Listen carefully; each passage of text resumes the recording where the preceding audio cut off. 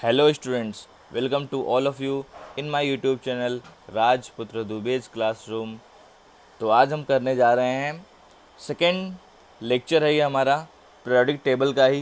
जैसा कि आपके सामने दिख रहा है, ये है modern form of periodic table. इसका एक और नाम है, इसे हम बोलते हैं long form of periodic table भी बोल सकते हैं, क्योंकि इसमें काफ़ी एलिमेंट्स इंक्लूड किए गए हैं। 118 सभी एलिमेंट्स से नेमिंग भी यहाँ पे हैं। मैंने लास्ट टाइम आपको बोला था कि यहाँ पे सेकेंड लेक्चर में हम लोग फिजिकल ट्रेंड्स जैसे कि electronegativity, ionisation enthalpy, electron gain enthalpy, ionic radius, atomic radius, इन सब के बारे में यहाँ पे डिस्कशन होगा कि top to bottom and left to right उनका क्या ट्रेंड्स है, वो इंक्रीज होते हैं कि डिक्रीज होते हैं। यहाँ पे आपको इस चैप्टर में बहुत ही ध्यान से डीपली नॉलेज मिलने वाला है अबाउट ईच एलिमेंट्स।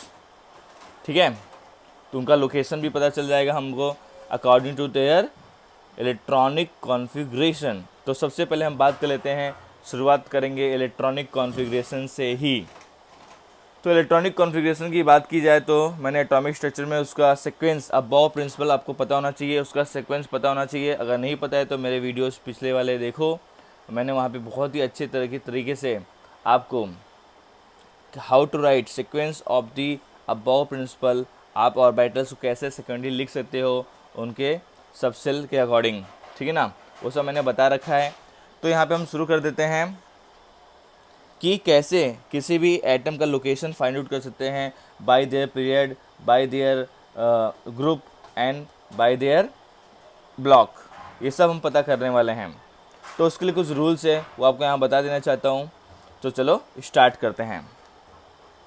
ये देखिए आपके सामने यहाँ पे मैंने एक रफली बनाया हुआ है पीरियोडिक टेबल का ऐसा डायग्राम ड्रॉ किया हुआ है, जिसके थ्रू आपको सभी चीज़ें आसानी से पता चल जाएंगी। आप देख रहे हो यहाँ पे मैंने 7 पीरियड्स बना रखे हैं, 18 ग्रुप बना रखे हैं। ग्रुप बोलो या तो कॉलम्स बोल लो, राइट। यहाँ पे हम देख सकते हैं 7 हमारे क्या है रोज बने हुए हैं, एंड वर्टिकल लाइन जो है वो कॉलम्स हमारे हैं, उन्हीं को ग्रुप्स बोलते हैं। तो कैसे हर एक एलिमेंट का लोकेशन फाइंड आउट करें आज हम लोग को बताने वाले हैं आपको। तो यहाँ पे मैंने कुछ लिख रखा है, जब देख लेते हैं। Electronic configuration will help in the placing the new element in the periodic table. सबसे पहले आपको जैसे कि पीरियड की डिटर्मिनेशन करना है, तो अगर जैसे कि आप इलेक्ट्रॉनिक कॉन्फ़िगरेशन करते हो किसी एलिमेंट्स का, अगर नहीं आता तो आप वीडियो देख लेना बाद में।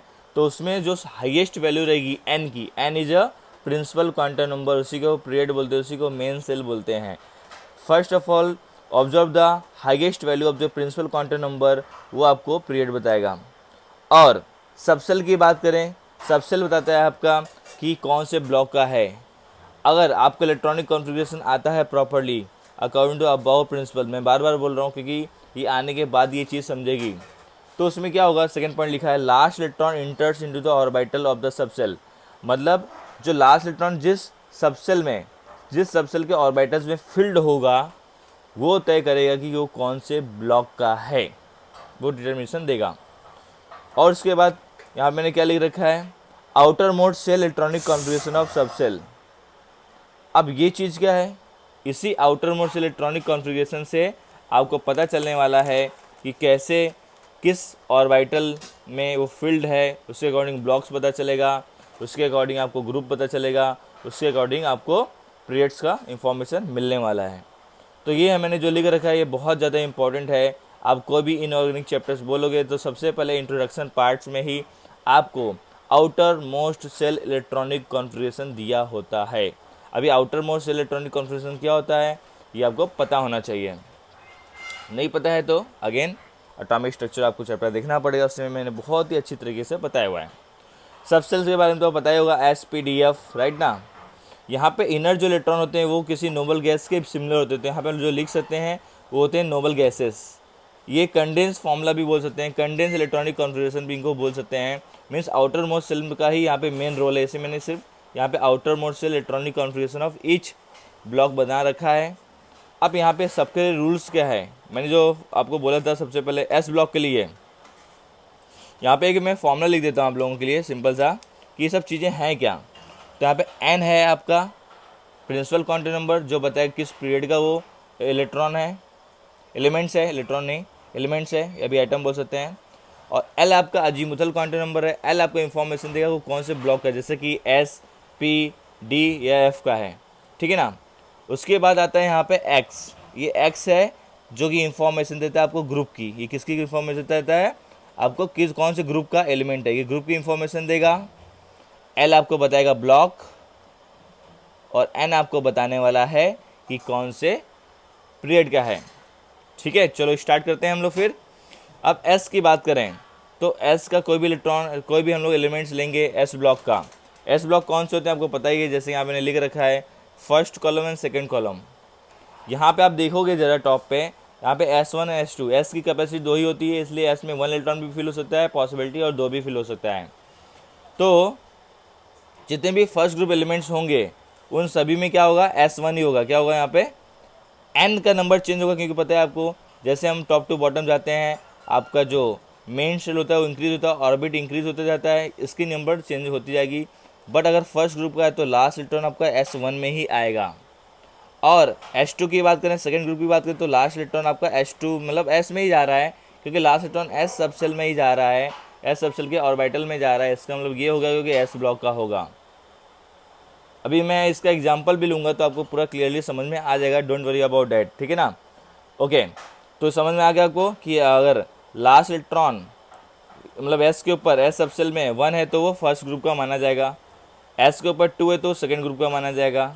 सिमिलरली ऐसे ही हम P ब्लॉक की बात करें तो P ब्लॉक में हमारा आता है, P ब्लॉक में आता है SP दोनों आता है, लास्ट में आउटर मोस्ट में SP दोनों आता है, बट हमारा लास्ट इलेक्ट्रॉन जो फील्ड होता है वो P में ही आएगा, P1 से लेकर 1 2 3 4 5 6, और P का जो स्टार्टिंग ग्रुप 13 से होता है, कहाँ से होता है, ग्रुप 13 से स्टार्ट होता है। इसका मतलब अगर P1 दिया हुआ है, यहाँ देखो ध्यान से, P में 1 इलेक्ट्रॉन दिया है, ये क्या नंबर इलेक्ट्रॉन्स है, नंबर इलेक्ट्रॉन्स क्या बताते हैं आपको, ये नंबर इलेक्ट्रॉन्स आपको ग्रुप के बारे में इंफॉर्मेशन देते हैं।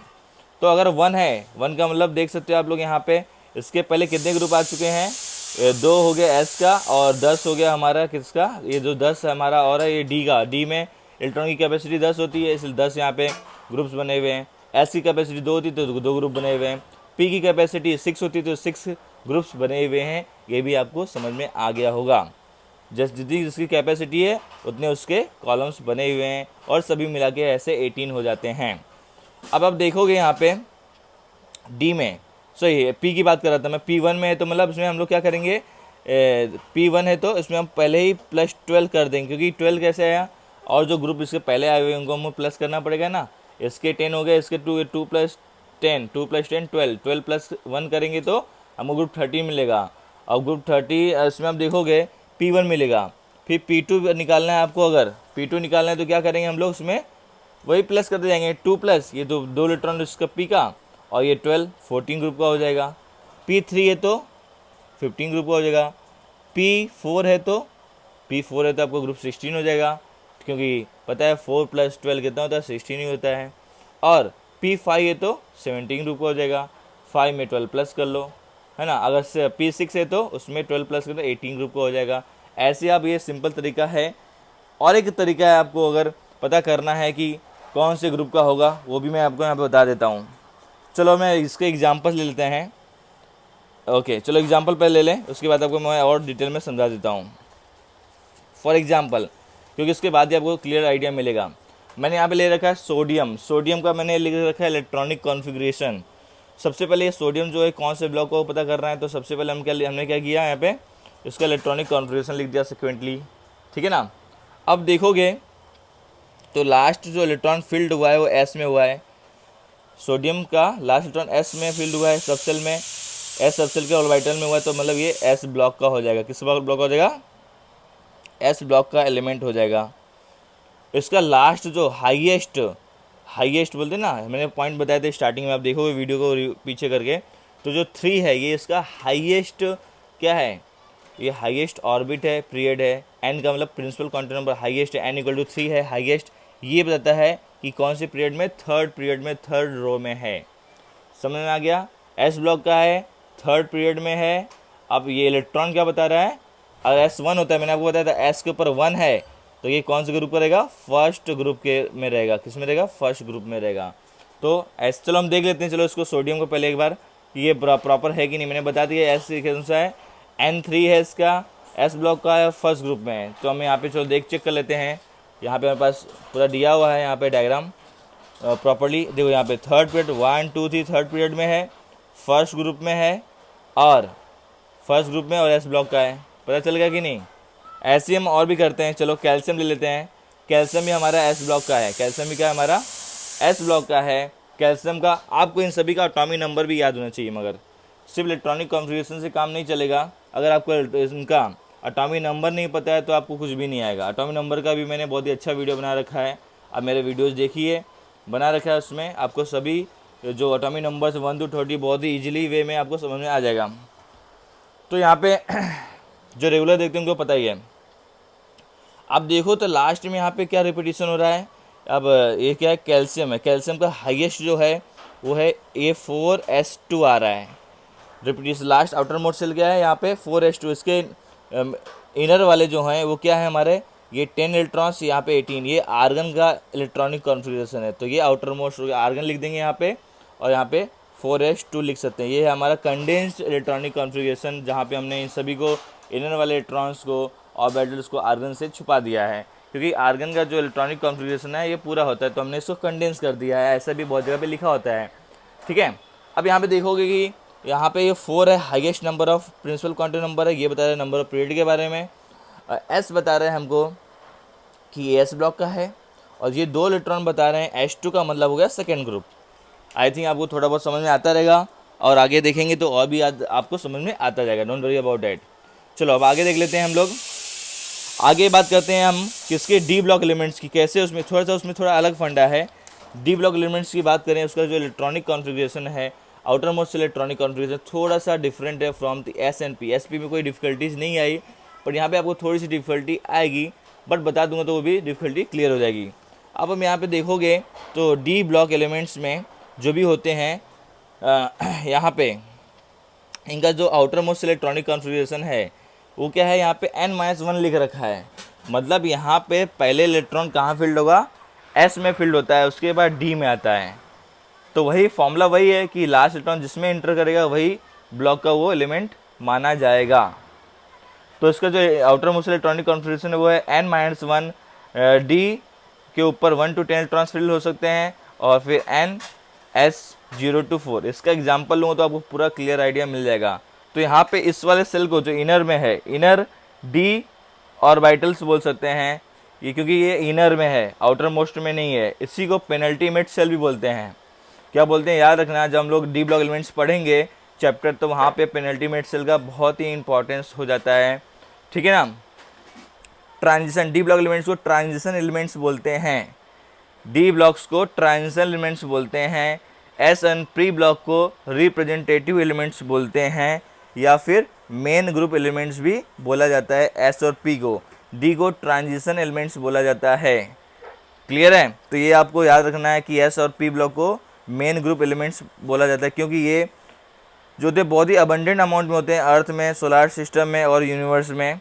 तो इनको नाम दिया गया है रिप्रेजेंटेटिव एलिमेंट्स या तो ग्रुप मेन ग्रुप एलिमेंट्स, और डी ब्लॉक को ट्रांजिशन एलिमेंट्स बोला जाता है, क्योंकि इनकी प्रॉपर्टी सिचुएटेड है between the S and P, ठीक है। अब इसके बाद ज़्यादा नहीं बताऊंगा, जब हम लोग डी एन ब्लॉक करेंगे तो वहाँ पे इसके बाद डिटेल इन्फॉर्मेशन दूंगा। तो यहाँ पे डी में लास्ट इलेक्ट्रॉन इंटर करेगा, एस में पूरा फील्ड हो जाएगा, उसके बाद डी में इंटर करेगा। ध्यान रखना, अकॉर्डिंग टू अबाउट प्रिंसिपल पहले एस आता है फिर डी आता है। अब देखना सीक्वेंस में मैं दिखाने वाला हूँ तो आपको पता चल जाएगा, ठीक है ना, according to the Aufbau principles. अब हम बात कर लेते हैं यहाँ पे डी ब्लॉक एलिमेंट्स का, देख लेते हैं कैसे उसका लोकेशन होगा एलिमेंट्स का। तो यहाँ पे मैं एग्जांपल देता हूँ, ले लेते हैं एग्जांपल हम लोग आयरन। चलो आयरन का एग्जांपल लेते हैं। आयरन मैन आपने देखा ही रहेगा पिक्चर, तो आयरन के एग्जांपल ले रहा हूँ यहाँ पे। आयरन में एफ ई मतलब फेरस फेरिक दोनों हो सकता है, एफ ई सिंबल होता है आयरन का। इसका एटॉमिक नंबर 26 है। एटॉमिक नंबर आपको याद होना चाहिए, मैं बार बार बोल रहा हूँ। अब यहाँ पे आप देखोगे तो 3d6 और 4s2 है। इसके आगे आर्गन लिख दिया मैंने, जैसे यहाँ पे मैं ये सबको मैं आगे लगा सकता था पर लगाने की जरूरत नहीं है। ये हमारा आउटर मोस्ट इलेक्ट्रॉनिक कॉन्फ़िगरेशन है। इसका कंपेरिजन हम करेंगे तो 3d 6 4s2 है। तो यहाँ पे आप देखोगे अकॉर्डिंग टू अबाउट प्रिंसिपल पहले 4s आता है फिर 3d आता है। मैंने ऐसा लिख दिया है, पर हम देखेंगे करेंगे इलेक्ट्रॉनिक कॉन्फ़िगरेशन अबाउट प्रिंसिपल। पहले इलेक्ट्रॉन कहाँ फील्ड होगा, एस में फील्ड होता है 2 इलेक्ट्रॉन, उसके बाद इंटर करता है डी में। तो डी में इंटर करने से पहले वो पहले एस में फील्ड हो जाता है। तो उसका मतलब लास्ट जो इलेक्ट्रॉन फील्ड हुआ वो डी में आया है, डी में इंटर किया हुआ है, तो ये हो जाएगा डी ब्लॉक एलिमेंट्स। क्या हो जाएगा, डी ब्लॉक एलिमेंट्स हो जाएगा।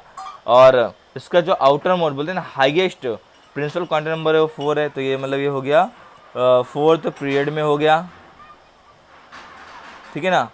अब इसमें देखना है कि यहाँ पे आपको ग्रुप का इंफॉर्मेशन करना है। तो डी में जो इलेक्ट्रॉन है, डी के ऊपर जो इलेक्ट्रॉन है वो 6 है, और आपको पता है डी ब्लॉक एलिमेंट्स आने से पहले एस होता है। तो हम लोग जितना भी डी में इलेक्ट्रॉन्स होगा उसके ऊपर +2 कर देंगे। तो ये हो गया कौन से ग्रुप का, ग्रुप 8 का हो गया। देखो इसको, इसके लिए मैंने अलग से एक चार्ट बना के रखा है, देखिए ज़रा यहाँ पे, ये देखिए आप, आपको पता है डी का स्टार्टिंग एस के बाद ही होता है। तो एस के 2 जो ग्रुप रहेंगे उसके बाद डी में अगर एक इलेक्ट्रॉन है तो उसमें 2+ करेंगे, मतलब यहाँ पे 2+ करना ही है। यहाँ लिख रखा है मैंने, डी ब्लॉक के लिए आपको 2+1 करना है, मतलब यहाँ पे 1 है तो 1, यहाँ पे डी की क्वांटिटी आएगी, डी के इलेक्ट्रॉन की नंबर आएंगे। और D1 लिखा है तो मतलब डी के ऊपर 1 इलेक्ट्रॉन है तो वहाँ पे आपका 3rd ग्रुप होगा। डी में 2 इलेक्ट्रॉन है तो वहाँ पे ग्रुप 4 होगा। यहाँ पे ग्रुप मैंने लिख रखा है ऊपर टॉप। अपना जो केस था वो क्या था देखते हैं। हमारा जो केस था वो हमारा D6 था। D6 का मतलब देखेंगे तो D6 हमारा यहाँ पे, D6 में इसमें 2 इलेक्ट्रॉन प्लस कर तो 8, ग्रुप 8 आ जाएगा। तो चेक कर लेते हैं इसको हम लोग अपने पीरियोडिक टेबल में प्रॉपर्ली। यहाँ देखिए आप, अगर इसका चेक किया जाए तो यहाँ पे Fe कहीं दिख रहा है आप लोगों को, जो दिख रहा है यहाँ पे। अब Fe पे फोकस करेंगे तो यहाँ पे ध्यान से देखो, ये ग्रुप 8 का है, ग्रुप 8 का दिख रहा है यहाँ पे।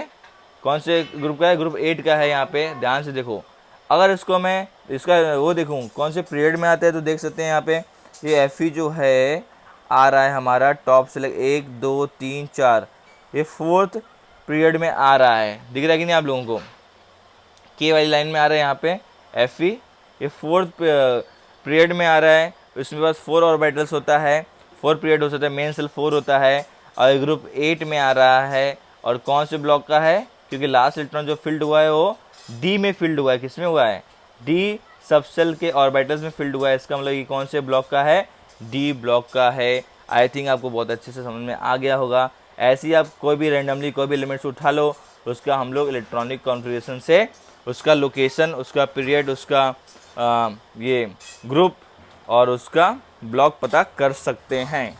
चलो अब आइए हम लोग कुछ और भी जानकारी ले लेते हैं। एक और लास्ट वन बच गया हमारा, कौन सा था वो, F block elements. F block elements का मैंने आउटर मोस्ट इलेक्ट्रॉनिक कॉन्फ़िगरेशन यहाँ पे लिख रखा है। आप देखोगे तो यहाँ पे लिखा हुआ है।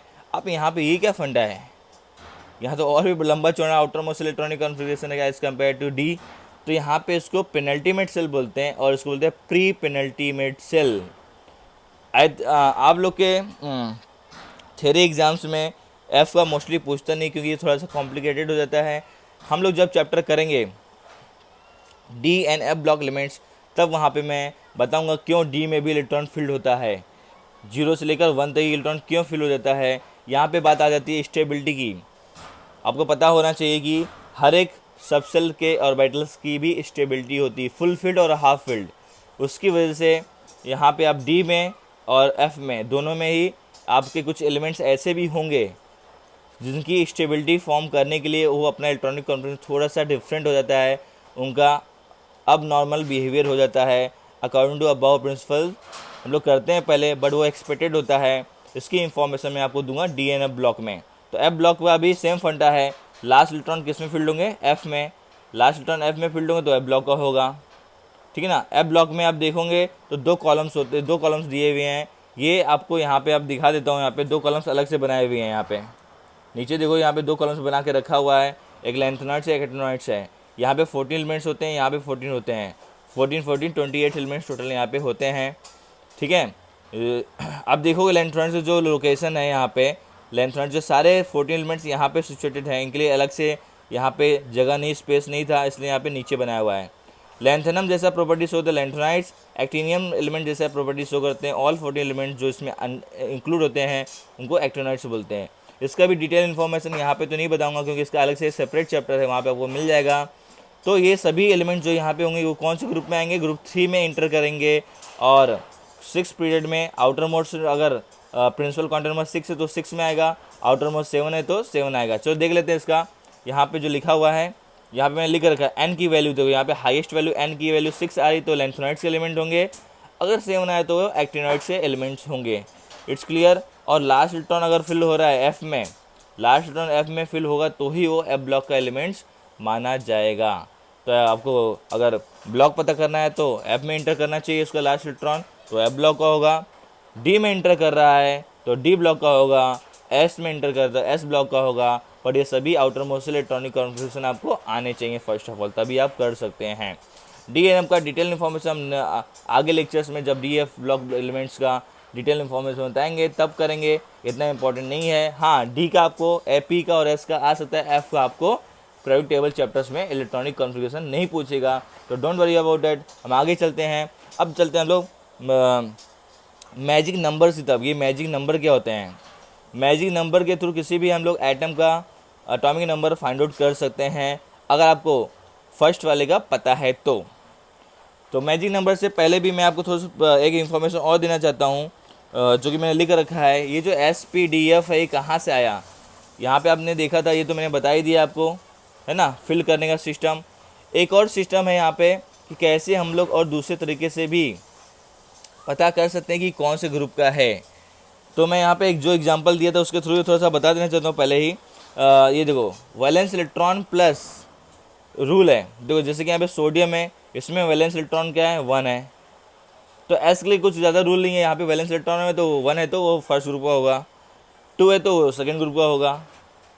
अब यहाँ पे बात कर लेते हैं पी ब्लॉक का। मैंने यहाँ पे एक भी एग्जाम्पल लिया नहीं, चलो ले लेते हैं पहले पी ब्लॉक का भी एक एग्जाम्पल ले लेते हैं। मैं ले लेता हूँ यहाँ पे कार्बन का। चलो कार्बन में एटॉमिक नंबर 6 होता है, तो 1s2 आएगा, फिर 2s2 आएगा, फिर 2p2 आएगा। अब देखोगे यहाँ पे आउटर मोस्ट सेल में कितने इलेक्ट्रॉन्स है टोटल, यहाँ पे दोनों ही सेल आउटर मोस्ट में एस और पी 2 2 लिखा है, मतलब दोनों ही सेल आउटर मोस्ट में सेकेंड सेल में है। ये 2 + 2 कितना हो गया, 4 हो गया। कितना हो गया टोटल, इक्वल टू 4 हो गया। ये ऐसा भी हम तरीका कर सकते हैं, SP और D के लिए भी शायद कर सकते हैं, देखते हैं हम लोग चेक कर लेंगे। तो यहाँ पे कितना इलेक्ट्रॉन्स है आउटर मोस्ट सेल में, 4। वैलेंस इलेक्ट्रॉन कितने हैं, 4 हैं। वैलेंस इलेक्ट्रॉन 4 हैं और 4 में हमको 10 प्लस करना करेगा तो ये 14 ग्रुप का एलिमेंट्स हो जाएगा। मतलब आपको अगर पी ब्लॉक के एलिमेंट्स में +10 कर देते हैं विद देयर वैलेंस इलेक्ट्रॉन्स तो आपका ग्रुप पता चल जाता है। ऐसा भी एक तरीका है, या फिर आप ऐसे याद कर सकते हैं जो मैंने यहाँ पे लिख रखा है ना। एस के लिए तो सिंपल है, डी के लिए 2 प्लस करना है और पी के लिए 12 प्लस करना है।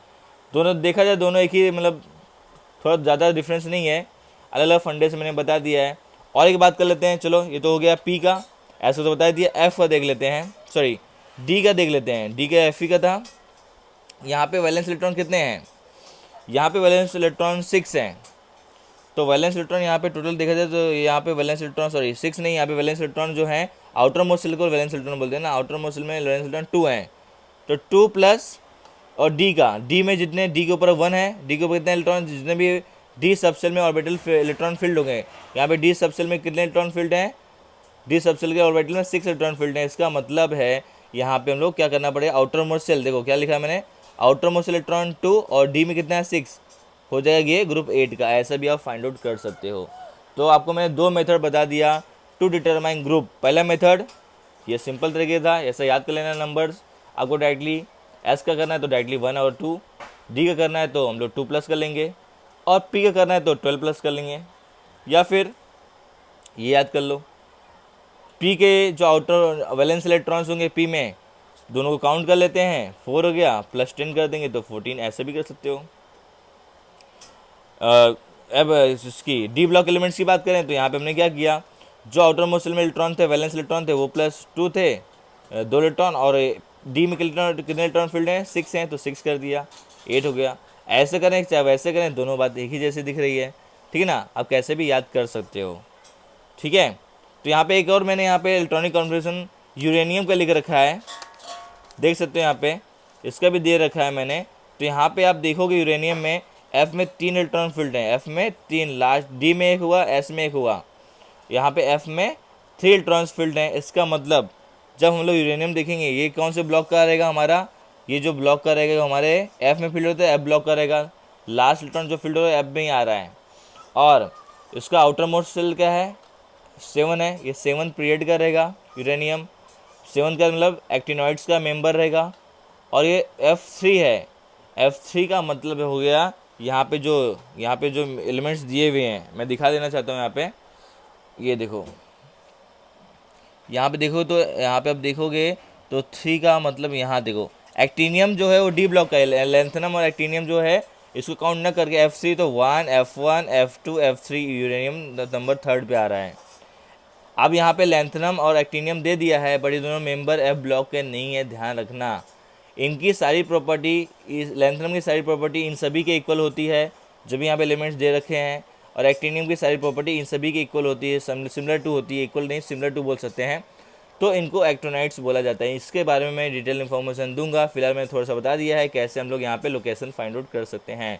Don't include lanthanum and actinium, they are not a part of the inner transition elements, क्योंकि ये जो सिचुएशन है इनका, अब देख लो लैंथेनॉइड्स का जो यहाँ पे एलिमेंट्स यहाँ पे जो पूरा इंक्लूड है, यहाँ पे पूरा फिलअप किया हुआ है। ये कौन से 3rd ग्रुप के आते हैं और यहाँ पे ये 6 पीरियड्स में आते हैं, और एक्टिनॉइड्स की बात करें तो 7 पीरियड में आते हैं और यहाँ पे 3rd ग्रुप में आते हैं। तो सबका लोकेशन सेम है, इनको यहाँ पे सिचुएटेड नहीं कर पाते थे इसलिए यहाँ पे रख दिया, क्योंकि सारी प्रॉपर्टी सिमिलर है तो इनको एक साथ रखा गया है। समझ में आ रहा है सभी लोगों को? ठीक है, तो ये मैंने थोड़ी बहुत इन्फॉर्मेशन दे दी है, लोकेशन क्या था लैंथेनॉइड्स एक्टिनॉइड्स का, ठीक है ना। अब हम लोग बात कर लेते हैं मैजिक नंबर्स की। चलो मैजिक नंबर भी मैं भी आपको यहाँ पे थोड़ा सा मैं बताऊँगा कि मैजिक नंबर का रोल क्या है, ठीक है ना। तो मैजिक नंबर का रोल क्या है वो भी मैं आपको इसमें ही बताऊँगा। चलो देखते हैं। मैजिक नंबर में बोलूँ अगर आपको, तो यहाँ पे आप देखो जो रिपीटेशन हो रहा है एलिमेंट्स का, यहाँ पे देखो ये जो आपको दिख रहा है priority table, modern form of priority table यहाँ पे हाँ चलो, तो यहाँ पे देखोगे 2, 8, 8, 18, 18, 32 + 32 ऐसा कुछ मैजिक नंबर्स है जिसके थ्रू आप लोग एक के नीचे, जैसे ये ऊपर से नीचे जाएंगे फ्रॉम टॉप टू बॉटम, अगर हम टॉप टू बॉटम जाएंगे तो वहाँ पे हम लोग को क्या पता चलेगा कि मैजिक नंबर का बहुत ही अच्छा रोल है, इससे हम लोग किसी और का भी एटॉमिक नंबर फाइंड आउट कर सकते हैं। तो मैजिक नंबर्स मैं यहाँ पे बता रहा हूँ आपको, तो देख लो यहाँ पे।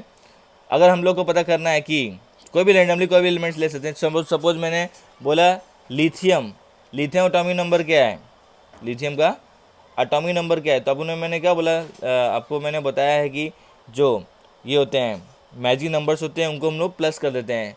अब पता लिथियम का एटॉमिक नंबर पता करना है, पता नहीं है, तो हम लोग क्या करेंगे यहाँ पे 2 प्लस कर दें, तो लिथियम का 2 प्लस क्या आएगा, यहाँ पे है +2 कर दें तो लिथियम हो जाएगा हमारा। और अगर पता करना है सोडियम का पता करना है तो +8 करेंगे, कितना करेंगे +8। लिथियम का अगर पता है आपको 3 है तो उसमें लिथियम में +8 करो तो 11 हो जाएगा, समझा कि नहीं। अगर पोटेशियम का पता करना है तो कितने प्लस, फिर से 8 प्लस करने पड़ेंगे, सोडियम का 11 था, 11 में हम लोग 8 प्लस किए तो पोटेशियम का मिल गया। ऐसे करते करते हमको सभी का मिल जाएगा। देखो समझ में आ रहा है कि नहीं आ रहा है, क्योंकि मैंने क्या बोला, जो ये मैजिक नंबर्स होते हैं वो क्या है 2, 8, 8, 18, 18, 32, 32 होते हैं, ये होते हैं हमारे मैजिक नंबर्स। मैंने लिखा था उसको, तो फिर से आपके सामने लिख देता हूँ यहाँ पे कैसे मैजिक नंबर्स यहाँ पे यूज कर सकते हैं हम लोग, इसमें लिख देता हूँ। चलो साइड में देखो, यहाँ पे हमारे पास टोटल कितने ग्रुप हैं, 7 ग्रुप्स हैं यहाँ पे, सॉरी 7 हमारे पास पीरियड हैं। तो नंबर 2 पे पीरियड में जो एलिमेंट्स आ रहे हैं उसका पता करना है, तो यहाँ पे 2 प्लस किसमें क्या है +2 करेंगे। इसके बाद क्या कितना प्लस करना है, +8 करना है, फिर +8 करना है, फिर +18 करना है, फिर +18 करना है, और फिर बाद में +32 करना है, ठीक है ना। ये हमारे मैजिक नंबर्स हैं, इनको याद आपको कर लेना है अच्छे से। तो चलो मैं स्टार्ट कर देते हैं मैजिक नंबर का, और भी यहाँ पे देख लेते हैं। तो 2, 8, 8, 18, 18, 32 देखो, और मैं बताता हूँ मैजिक नंबर से कैसे यूज़ कर सकते हैं। वेट, और कोई रैंडमली कोई भी एलिमेंट्स ले लो। चलो मैं लेता हूँ यहाँ पे, अभी यहाँ तो स्टार्टिंग से लिया था, अभी मैं बीच में से कोई एलिमेंट्स ले लेता हूँ मैजिक नंबर्स के लिए, ठीक है ना। चलो मैं ले लेता हूँ यहाँ पे जिंक ले लेता हूँ, जिंक ले लिया, जिंक के नीचे है कैडमियम, कैडमियम का एटॉमिक नंबर आपको दिखता होगा यहाँ पे। कैडमियम का एटॉमिक नंबर क्या है? कैडमियम का एटॉमिक नंबर दिया हुआ है 48। तो हम लोग अगर 30 में, अब मैजिक नंबर पता है यहाँ पे कितना प्लस करना है? ऊपर से 2, यहाँ पे करना 8, यहाँ पे करना 8। अब यहाँ पे प्लस करने के लिए कितना करना पड़ेगा? कैडमियम के लिए प्लस कितना करना पड़ेगा? 18 प्लस करना पड़ेगा। और 30 में 18 प्लस कर देते तो कैडमियम का एटॉमिक नंबर मिल जाएगा, है ना। वैसे ही अगर हमको Hg का क्या है, मर्क्यूरी का एटॉमिक नंबर पता करना है तो उसमें कितना प्लस करोगे आप? 32 प्लस करेंगे। कितना प्लस करेंगे? 32 प्लस करेंगे। मतलब हम लोग अगर देखो, ध्यान से देखो यहाँ पे फ्रॉम, ये कौन सा आपका पीरियड है? ध्यान से देखेंगे तो ये 6th है, नहीं 5th है। 1 2 3 4 5 के बाद आपको जब 6th में जाएंगे तो हम लोग 32 प्लस करेंगे। कितना प्लस करेंगे? इसमें 32 प्लस करेंगे। क्यों 32 प्लस करना पड़ता है? क्योंकि लैंथेनॉइड्स में हमारा बहुत सारा यहाँ पे 14 एलिमेंट्स आ जाते हैं। 14 प्लस 18 32 समथिंग हो जाता है। तो यहाँ पे हम देखेंगे तो इसका अगर मर्क्यूरी का हमको करना है तो मर्क्यूरी के लिए हम लोग कितना प्लस करना पड़ेगा? 32। वैसे ही 32 इसमें प्लस करेंगे तो आपका 112 आएगा। ध्यान दो, अभी यहाँ पे जिंक के बाद नीचे में आपको 18 प्लस करना पड़ेगा तो 48 आ गया। एक मिनट वेट, हाँ, जिंक में 18 प्लस किया तो 48 आ गया। और उसके बाद हम लोग 32 प्लस करेंगे तो मर्क्यूरी क्या आ गया।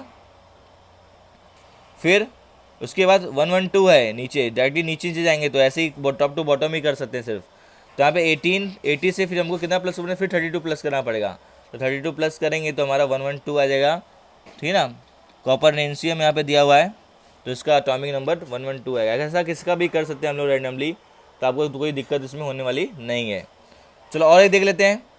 क्रोमियम के बाद आ रहा है मोलिब्डेनम। क्रोमियम के बाद आ रहा है मोलिब्डेनम। इसमें कितना प्लस करना है? 18। इसमें कितना प्लस करना है? 18 प्लस करना है। समझा कि नहीं? मतलब हम लोग बोल सकते हैं इसमें 18 प्लस करना है, इसके बाद 32। क्लियर हो गया आप लोगों को? तो हमको हमारा रूल क्या है जो आपका ये है मैंने बताया है।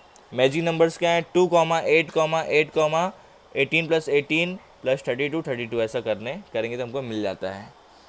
समझे कि नहीं? चलो आगे बात कर लेते हैं कुछ और। अब हम लोग बात कर लेते हैं मेटल्स नॉन मेटल्स के बारे में। थोड़ा सा मैंने लास्ट लेक्चर में बता रखा था मेटल्स नॉन मेटल का, यहाँ पे थोड़ा डिस्टिंग्विश कर लेते हैं। आपको पता ही हुआ तो भी मैं यहाँ पे बता देना चाहता हूँ।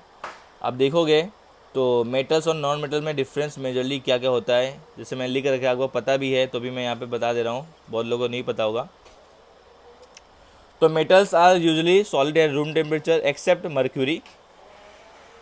नॉन मेटल जो मोस्टली होते हैं वो सॉलिड होते हैं, वो गैसेस होता है रूम टेम्परेचर। समझ में आ रहा है? नॉन मेटल्स क्या होते हैं? मोस्टली सॉलिड और गैसेस स्टेट में होते हैं रूम टेम्परेचर। पी ब्लॉक में देखोगे तो टॉप के जो एलिमेंट्स हैं जैसे कि ऑक्सीजन हो गया, फ्लोरीन हो गया, है ना, ऑक्सीजन फ्लोरीन हो गया, नाइट्रोजन हो गया, ये सभी किस में पाए जाते हैं? गैसेस स्टेट में पाए जाते हैं। एंड रिमेनिंग जो भी और भी हैं सब किस में मोस्टली ज़्यादातर किस में पाए जाते हैं? सॉलिड में पाए जाते हैं। ठीक है, आगे हाँ कुछ हैं जो लिक्विड में पाए जाते हैं, मैं एक्सेप्शन तो बताऊंगा, इतना डिटेल इन्फॉर्मेशन नहीं देना आपको। फिर आप मेटल्स का ये मैं बेसिक बता रहा हूँ। मेटल्स की और प्रॉपर्टी क्या है? High melting and boiling point होता है, गुड कंडक्टर ऑफ इलेक्ट्रिसिटी और हीट होता है, मेलिएबल होते हैं, डक्टाइल होते हैं, ये तो बहुत छोटी क्लास से पढ़ते आ रहे हैं, और सोनोरस प्रॉपर्टी इनकी होती है। नॉन मेटल्स में तो आपको पता ही है यहाँ पे उसका उल्टा होगा, सब में नॉट लगा दो, not malleable, not ductile, not sonorous, right ना। It is non metals are poor conductor of heat and electricity, low melting and boiling point होती है, except boron and the carbon. Carbon में पता है ना सबसे एक ऐसा उसका कार्बन का एलोट्रॉप्स है जो कि है हमारा डायमंड, जिसका कि मेल्टिंग पॉइंट और बॉइलिंग पॉइंट सबसे ज़्यादा है, मेटल से भी ज़्यादा है, इसलिए यहाँ पे बोरॉन और कार्बन का एक्सेप्शन रखा हुआ है। इसका डिटेल इन्फॉर्मेशन यहाँ पे नहीं बताऊँगा, थोड़ा इन्फॉर्मेशन दे दिया। और लास्ट टाइम मैंने आपको बताया था मेटलॉइड्स भी होते हैं, कुछ मेटलॉइड जो फिक्स हैं, जो जनरली हमको पता है, लास्ट टाइम मैंने आपको बता रखा था, जैसे कि boron, silicon, germanium, arsenic, antimony and tellurium. ये सभी 6 जो एलिमेंट्स हैं ये सभी मेटलॉइड्स हैं, जिनमें कि कुछ प्रॉपर्टी मेटल की होती है, कुछ प्रॉपर्टी नॉन मेटल की होती है, उन्हीं को मेटलॉइड्स बोलते हैं। ठीक है ना। चलो अब आगे देखते हैं हम लोग फिजिकल ट्रेंड्स पढ़ते हैं ऑफ द पीरियोडिक टेबल, जो कि सबसे इम्पॉर्टेंट है, जो कि अभी तक का सबसे ज़्यादा इम्पॉर्टेंट चीज़ है, उस वही हमारा मेन मकसद है आपको बताना। फिजिकल ट्रेंड्स ही यहाँ पे आपको मेन समझाना था। तो छोटी मोटी बातें हो गई जो आपको पता होना चाहिए था पहले से ही, पर नहीं पता है तो मैंने यहाँ पे बता दिया है। चलो, एटॉमिक स्ट्रक्चर चैप्टर आपने पढ़ा है तो बहुत सारी चीज़ें आपको वैसे क्लियर हो जाती हैं। अब बात कर लेते हैं फिजिकल ट्रेंड्स में। फर्स्ट पार्ट आता है एटॉमिक रेडियस।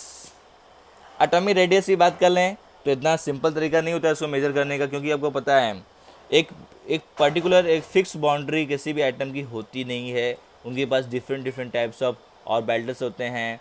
हर एक एटम के पास उनका जो स्ट्रक्चर होता है सभी का अलग होता है। एस का स्पेरिकल होता है, पी का डम्बल्ड होता है, डी का डबल डम्बल्ड होता है। तो एक एक एक परफेक्ट बाउंड्री, एक क्लियर बाउंड्री होती नहीं है इनको मेजर करने का। इसको मेजर करते हैं हम लोग स्पेक्ट्रोस्कोपिक मेथड से। एटॉमिक रेडियस को हम लोग स्पेक्ट्रोस्कोपिक मेथड से मेजर करते हैं। It is a distance from the centre of the nucleus to the boundary of the surrounding shell of the electrons. लिख तो दिया है बट इसको मेजर करके इतना सिंपल तरीका नहीं है, बहुत सारी डिफिकल्टी फेस करनी पड़ती हैं, उसके बाद जाके हमको एटॉमिक रेडियस मिलता है। जैसे कि एक स्पेयर की बात करें तो सेंटर ऑफ द सेंटर जो पॉइंट होता है किसी भी स्पेयर का भी सर्कल का, और उसके आउटर मोस्ट में जो बाउंड्री होती है, जो उसका क्या होता है बाउंड्री होती है, उसी को हम लोग बोल सकते हैं क्या, रेडियस। सेंटर से आउटर मोस्ट तक जो हमारी बाउंड्री होती है वहाँ तक जो डिस्टेंस है उसको रेडियस बोलते हैं, हमने पढ़ के भी रखा है, ठीक है ना। तो यहाँ पे जो है, बट यहाँ पे जो हर एक आइटम का जो बाउंड्री होता है, आउटर मोस्ट सेल होता है, वो एक प्रॉपर बाउंड्री टाइप का नहीं रहता है, इसलिए यहाँ पे डिफिकल्टी आ जाती है। अब उसके बाद बात कर लेते हैं हम लोग आयोनिक रेडियस की। आयोनिक रेडियस और एटॉमिक रेडियस में बहुत ज़्यादा डिफरेंस नहीं है। आयोनिक रेडियस के दो टाइप के यहाँ पे आयंस बनते हैं, एक कटायन बनता है, एक अनायन बनता है।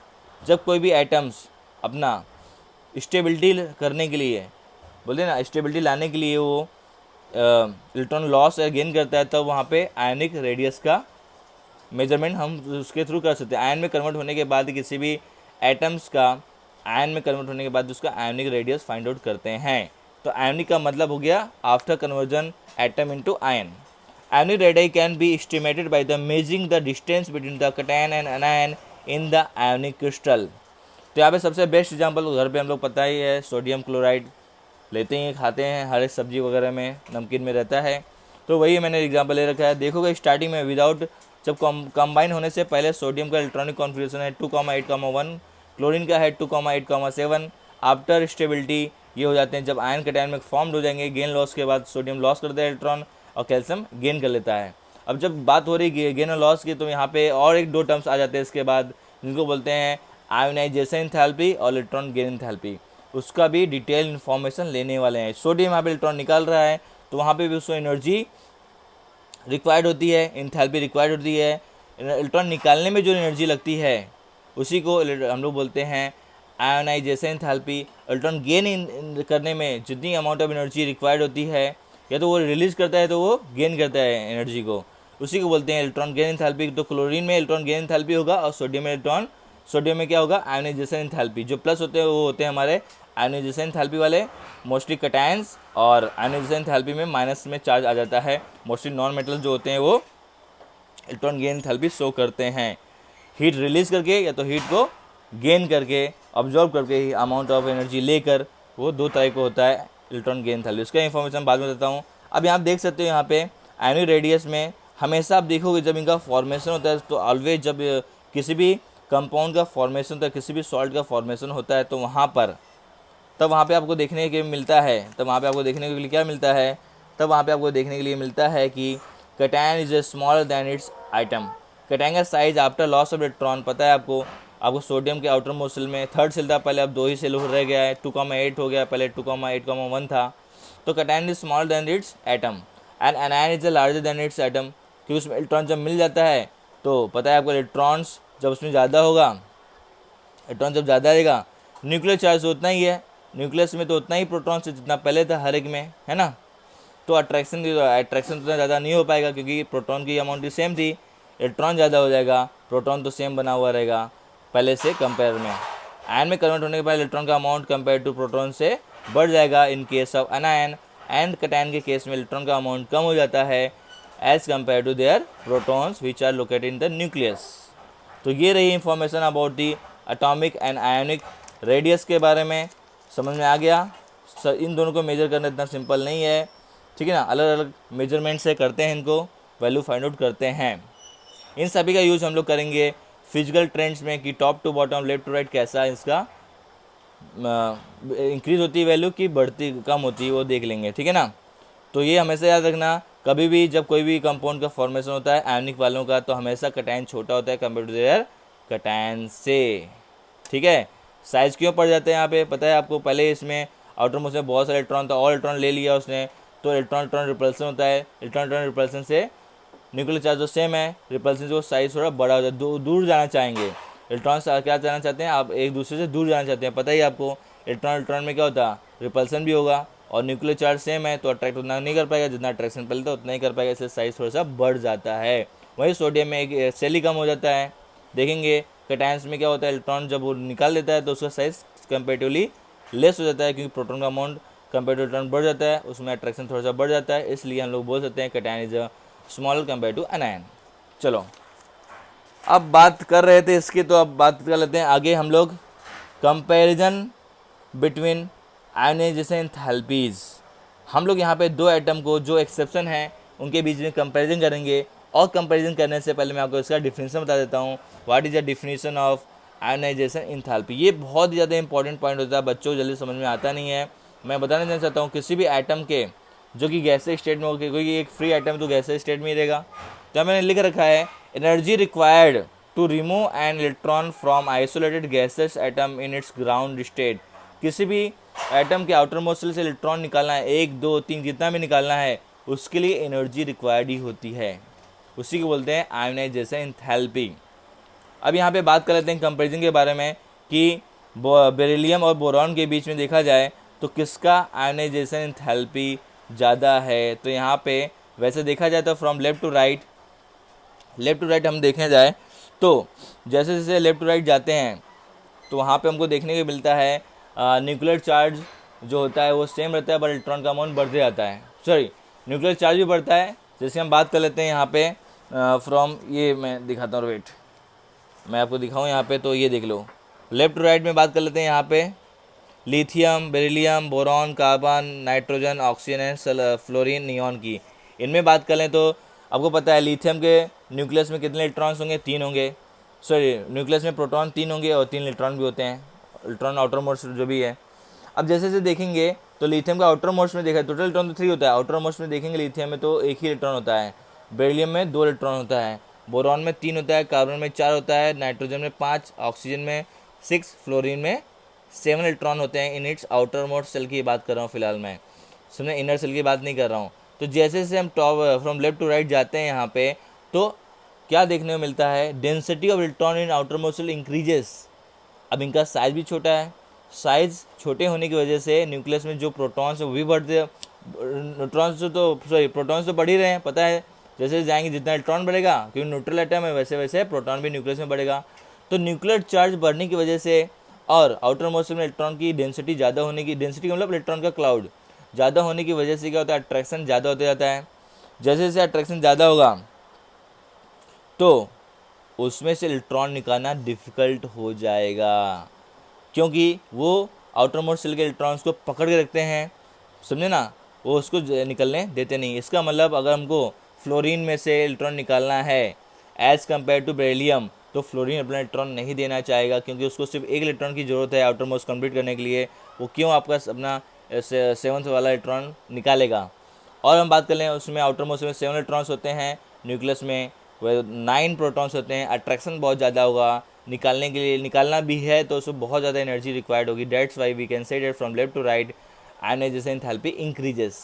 एंड टॉप टू बॉटम देख लें, टॉप टू बॉटम की बात कर लें यहाँ पे, तो टॉप टू बॉटम हमको इलेक्ट्रॉन निकालना सिंपल हो जाता है। जैसे से अब टॉप टू बॉटम जाएंगे, ऊपर से नीचे तक जाएंगे, तो न्यूक्लियस से आउटर मोस्ट सेल का डिस्टेंस बढ़ जाता है। जब डिस्टेंस बढ़ जाएगा अट्रैक्शन वीक हो जाएगा न्यूक्लियस का उसके आउटर मोस्ट सेल से, तो वहाँ से इलेक्ट्रॉन निकालना ईजी हो जाएगा। So we can say that from the top to bottom ionization enthalpy decreases. उसका उल्टा कर सकते हैं, तो bottom to top ionisation enthalpy increases. और उसी का उल्टा जब ऐसे जाएंगे फ्रॉम राइट टू लेफ्ट जाएंगे, तो we can say that ionization enthalpy decreases from to right to left and left to right increases, electron निकालना मुश्किल हो जाता है।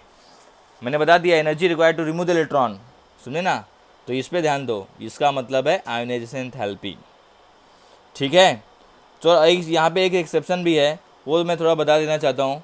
जैसे कि आयोनाइजेशन एंथैल्पी था, वैसे ही एटॉमिक रेडियस और आयोनिक रेडियस की बात यहाँ पे कर लेते हैं, थोड़ा ट्रेंड्स बता ही रहे हैं। तो अब फिर से वही बात हो गई, लेफ्ट टू राइट जाएंगे, आपको पता है एटॉमिक रेडियस क्या होगा, एटॉमिक रेडियस और आयोनिक रेडियस क्या होगा, from the left to right, left to right जाएंगे तो एटॉमिक रेडियस क्या होगा, यहाँ पे डिक्रीज होगा, क्योंकि जब इलेक्ट्रॉन ज़्यादा रहेंगे आउटर मोस्ट सेल में, if electrons are more in outer most shell, electron clouds are more, so we can say that कि वहाँ पे न्यूक्लियर चार्ज ज़्यादा होने की वजह से फ्रॉम लेफ्ट टू राइट वो साइज थोड़ा सा कंडेंस हो जाता है, बहुत ज़्यादा कंडेंस नहीं। हम देखेंगे साइज लिथियम का विथ नियॉन से कंपेयर करेंगे, जो कि सेम पीरियड में आते हैं, तो लिथियम का साइज थोड़ा सा बिगर रहेगा, बिकॉज के आउटर मोस्ट में 1 इलेक्ट्रॉन है, वहीं नियॉन के आउटर मोस्ट में 8 इलेक्ट्रॉन है। 8 इलेक्ट्रॉन का अट्रैक्शन न्यूक्लियस के 10 प्रोटॉन से बहुत ही ज़्यादा होगा। वहीं बात कर लेते हैं सोडियम और आर्गन की, तो सोडियम का साइज थोड़ा सा बिगर होगा कंपेयर टू आर्गन, क्योंकि आर्गन केस में भी सेम केस हो रहा है, न्यूक्लियर अट्रैक्शन की वजह से और आउटर मोस्ट में इलेक्ट्रॉन बहुत सारे हैं, इलेक्ट्रॉन क्लाउड की वजह से अट्रैक्शन ज़्यादा होगा, थोड़ा सा साइज कंडेंस हो जाता है।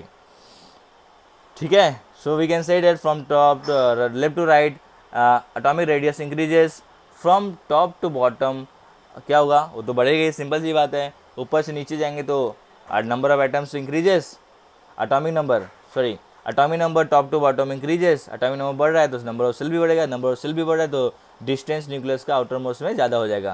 ये तो बहुत ही सिंपल सी बात थी। तो दोनों ही केस में क्या अगर हम बोल सकते हैं, left to right atomic radius decreases, left to right decreases and top to bottom increases. चलो अब हम लोग यहाँ पे कम एक्सेप्शन वाले पॉइंट देख लेते हैं कि क्या क्या एक्सेप्शन है। यहाँ पे हम लोग एक्सेप्शन की बात करें, यहाँ पे कुछ थोड़ा सा फेल हो रहा है। यहाँ पे क्या फेल हो रहा है कि हमने क्या बोला अभी, मैंने आपको बताया था ionization enthalpy from left to right क्या होती है, लेफ्ट टू राइट, लेफ्ट से लेकर राइट पे जाने पर इलेक्ट्रॉन निकालना मुश्किल हो जाता है, क्योंकि वो जाता है मेटल से नॉन मेटल की तरफ। मेटल से इलेक्ट्रॉन निकालना ईजी है, आपको पता है S block S block, D block और एफ ब्लॉक क्या है हमारे, मोस्ट दे आर मेटल्स, और पी ब्लॉक में सिर्फ क्या है, नॉन मेटल्स हैं। तो सिंपल जी बात है, मेटल्स में से इलेक्ट्रॉन निकालना इजी है कंपेयर टू नॉन मेटल्स, ऐसा भी बोल सकते हैं। या फिर जो मैंने बोला अभी, अगर मोर इलेक्ट्रॉन नेगेटिव, अब मोर इलेक्ट्रॉन नेगेटिव वैल्यू क्या है पता है आपको, फ्लोरीन के आउटर मोस्ट सेल में बहुत ज़्यादा इलेक्ट्रॉन्स है, न्यूक्लियर चार्ज बढ़ रहा है, जैसे इलेक्ट्रॉन हम लेफ्ट टू राइट जा रहे हैं, amount of electrons in outer most increases and nuclear charge also increases. इसलिए हम बोल सकते हैं यहाँ पे ऐसा ही होना चाहिए था, लेफ्ट टू राइट हमारा जो ट्रेंड था आयोनाइजेशन एंथैल्पी का वो ऐसा ही होना चाहिए। बट यहाँ पे एक एक्सेप्शन यहाँ पे दिया हुआ है, 2 एक्सेप्शन है, बीच में एक्सेप्शन बोल केमिस्ट्री पढ़े तो एक्सेप्शन की बात आई जाती है। हम यहाँ पे बेरिलियम और बोरॉन की बात करें तो यहाँ पे देखा जाए तो अब यहाँ पे जो आयोनाइजेशन एंथैल्पी 1 और 2 लिखा है, ये मैं बाद में बताऊँगा कि यहाँ पे इसका कुछ रोल नहीं है फिलहाल, इसको मैं बाद में बताता हूँ, इसको रहने दो फिलहाल। मैं यहाँ पे बात कर रहा हूँ बेरिलियम और बोरॉन की। तो जैसे मैंने बोला कि लेफ्ट टू राइट जाते हैं तो बोरॉन बाद में आता है, बाद में पहले बेरिलियम आता है। तो देखा जाए फिजिकल ट्रेंड्स के अकॉर्डिंग तो बोरॉन में से इलेक्ट्रॉन निकालना डिफ़िकल्ट होना चाहिए था कंपेयर टू बेरिलियम, बट ऐसा है नहीं। क्या यहाँ पे ऐसे पॉइंट्स रह गए हैं जो कि थोड़ा सा अपोजिट हो रहा है, जो रूल के हिसाब से थोड़ा सा गड़बड़ हो रहा है, यहाँ पे हम देख लेते हैं। वेट फॉर 2 मिनट्स, रुक जाओ, देखो मैं यहाँ पे पूरा यहाँ पे क्लियर कर देना चाहता हूँ क्यों ऐसा हो रहा है फिलहाल। तो यहाँ पे आपको पता चलना चाहिए, बेरिलियम हैज़ मोर इलेक्ट्रॉन, मैं लिख रखा है, क्वेश्चन भी बोल सकते हैं ऐसा, beryllium has more ionization enthalpy than boron, जो कि नहीं होना चाहिए था बट है, ये एक एक्सेप्शन है। अब देखोगे इसका जब इलेक्ट्रॉनिक कॉन्फ़िगरेशन करेंगे बेरिलियम का, तो यहाँ पे इनर सेल में 2 इलेक्ट्रॉन, आउटर सेल में एस में 2 इलेक्ट्रॉन्स हैं। यहाँ पे देखा जाता है बोरॉन का तो पी में भी 1 इलेक्ट्रॉन आ पा रहा है, पी में 1 इलेक्ट्रॉन आ पा रहा है। यहाँ पे एक बात नोट करने वाली है कि अब देखोगे यहाँ पे इसका अगर मैं पिक्टोरियल डायग्राम ऐसा बॉक्स वाला बनाऊँ तो यहाँ पे आप देखोगे तो आउटर मोस्ट सेल में 2 इलेक्ट्रॉन है जो कि कंप्लीटली फिल्ड है, और एस में 2 इलेक्ट्रॉन है तो वो स्टेबल भी होता है। वैसे बोरॉन की भी बात कर लें तो बोरॉन के यहाँ पे आउटर मोस्ट सेल में एस बी आर और पी बी आर है, एस बी आर और पी बी आर, एस में 2 इलेक्ट्रॉन फिल्ड होते हैं अकॉर्डिंग टू हर्ट्ज रूल, और पी में पहले सिंगल इलेक्ट्रॉन फिल्ड होंगे, तो यहाँ पे सिंगल इलेक्ट्रॉन है ही है। तो अब देखोगे ज़रा तो पी की स्टेबिलिटी के लिए 3 इलेक्ट्रॉन होना चाहिए, तो उसमें 6 इलेक्ट्रॉन होना चाहिए, पी में सिर्फ 1 ही इलेक्ट्रॉन है, तो तो ये अपना एक इलेक्ट्रॉन इजीली प्रोवाइड कर देता है, ये अपना इलेक्ट्रॉन जल्दी प्रोवाइड इजीली नहीं करेगा। क्यों नहीं करेगा? ये जो हमारा है कंप्लीटली फील्ड है, मोर स्टेबल है compare to boron. Beryllium is more strong. Beryllium का जो 2s2 है, यहाँ पे इलेक्ट्रॉन्स निकालना मुश्किल हो जाता है, क्योंकि s सबसेल की जो स्टेबिलिटी है वो 1 होनी भी चाहिए, होगी तो भी स्टेबल होगा, और 2 है तो भी स्टेबल होगा। हाफ फील्ड या फुल फील्ड, तो ये फुल फील्ड है तो मोर स्टेबल है। p ना तो हाफ फील्ड है ना तो फुल फील्ड है, इस हिसाब से भी हम इसको देख सकते हैं। तो इसमें से इलेक्ट्रॉन निकालना ईजी है, क्योंकि इसकी स्टेबिलिटी p3 हाफ फील्ड या तो p6 पे ही होती है। तो इस तरीके से हम बोल सकते हैं इसमें से इलेक्ट्रॉन निकालना ईजिली है compare to beryllium. That's why beryllium having high electron gain enthalpy compare to boron. And first it is called first ionization enthalpy. एक इलेक्ट्रॉन निकला तो फर्स्ट बोलते हैं, 2 निकल रहे तो सेकंड बोलते हैं, थर्ड निकल रहा है तो थर्ड आयोनाइजेशन एंथैल्पी बोलते हैं। आयोनाइजेशन एंथैल्पी हम लोग एक इलेक्ट्रॉन निकाला, 2 निकाला, 3 निकाला, इसके हिसाब से IE1 IE2 IE3 कर सकते हैं। अब यहाँ पे दूसरी और एक बात आती है जो अलग से मैंने लिख रखा है, और दूसरा जो यहाँ पे रीजन है कि क्यों बेरिलियम की आयोनाइजेशन एंथैल्पी ग्रेटर है कंपेयर टू दी बोरॉन। तो यहाँ पे हम एक बात और है, s subshell orbitals are attracted more towards the nucleus. क्योंकि s सबसेल मोर स्टेबल है, वो न्यूक्लियस से ज़्यादा अट्रैक्टेड होता है as compare to p electrons के कंपेयर में। s ऑर्बिटल इलेक्ट्रॉन्स जो होते हैं वो मोर अट्रैक्टेड भी होते हैं टुवर्ड्स न्यूक्लियर। डेट्स वाई वो अपना इलेक्ट्रॉन नहीं देते हैं, निकालने के लिए नहीं दे पाते हैं, और बहुत ज़्यादा एनर्जी निकालना भी है तो मतलब बोलते हैं उनके अपोजिट काम करना है तो भी आपको एनर्जी ज़्यादा लगेगी। Therefore it is easier to remove p orbitals electron than s orbital electrons. p में से निकालना ईजी है कंपेयर टू s सबसेल के इलेक्ट्रॉन से, क्योंकि s सबसेल जो इलेक्ट्रॉन्स होते हैं, s सबसेल के ऑर्बिटल से जो इलेक्ट्रॉन्स होते हैं वो बहुत ज़्यादा अट्रैक्टेड होते हैं टुवर्ड्स दी न्यूक्लियस। ये मेन रीजन है, ये आप याद कर लो। दूसरी बात मैंने स्टेबिलिटी की भी बता दी, यहाँ पे स्टेबल है, कंप्लीटली फील्ड है, या हाफ फील्ड भी नहीं है ना तो फुल फील्ड है, इसलिए यहाँ से निकालना ईजी है। तो वैसे ही आगे बात कर लें हम लोग, कंपेरिजन कर लेते हैं ऑक्सीजन नाइट्रोजन की। दूसरा एग्जाम्पल जो एक्सेप्शन है, जो दूसरा एक्सेप्शन है वो नाइट्रोजन एंड ऑक्सीजन है। यहाँ पे आप देखेंगे नाइट्रोजन पहले आता है फिर ऑक्सीजन आता है। आप देखोगे जो यहाँ पे आपका पीरियोडिक टेबल था, पीरियोडिक टेबल की बात कर लें तो यहाँ पे जो पीरियोडिक टेबल हमारा आ रहा है, यहाँ पे आप देखोगे तो पहले क्या आ रहा है, नाइट्रोजन आ रहा है, फिर आपका ऑक्सीजन आ रहा है। First of all nitrogen then oxygen. तो देखा जाए तो नाइट्रोजन का आयोनाइजेशन एंथैल्पी कम होना चाहिए कंपेयर टू ऑक्सीजन, कि लेफ्ट टू राइट क्या बढ़ता है, बट ऐसा है नहीं। तो यहाँ पे देख लेते हैं कंपेरिजन क्यों ऐसा हो रहा है। तो यहाँ पे चलो देखते हैं, यहाँ पे वही चीज़ हो जाती है, यहाँ पे स्टेबिलिटी की बात हो जाती है, और यहाँ पे एक और कारण है, देख लेते हैं। तो बहुत ज़्यादा इंटरेस्टिंग पॉइंट है, ये सब आपको एग्जाम में पूछे जाते हैं कि किसका, ये सब नीट में GEE में सब क्वेश्चन पूछे जाते हैं। नाइट्रोजन के मामले में इसका यहाँ पे सबसे ज़्यादा मेन रोल जो है वो है यहाँ पे इलेक्ट्रॉनिक कॉन्फ़िगरेशन का। अगर आप लोगों को इलेक्ट्रॉनिक कॉन्फ़िगरेशन आ रहा है तो ये आप पता कर सकते हो।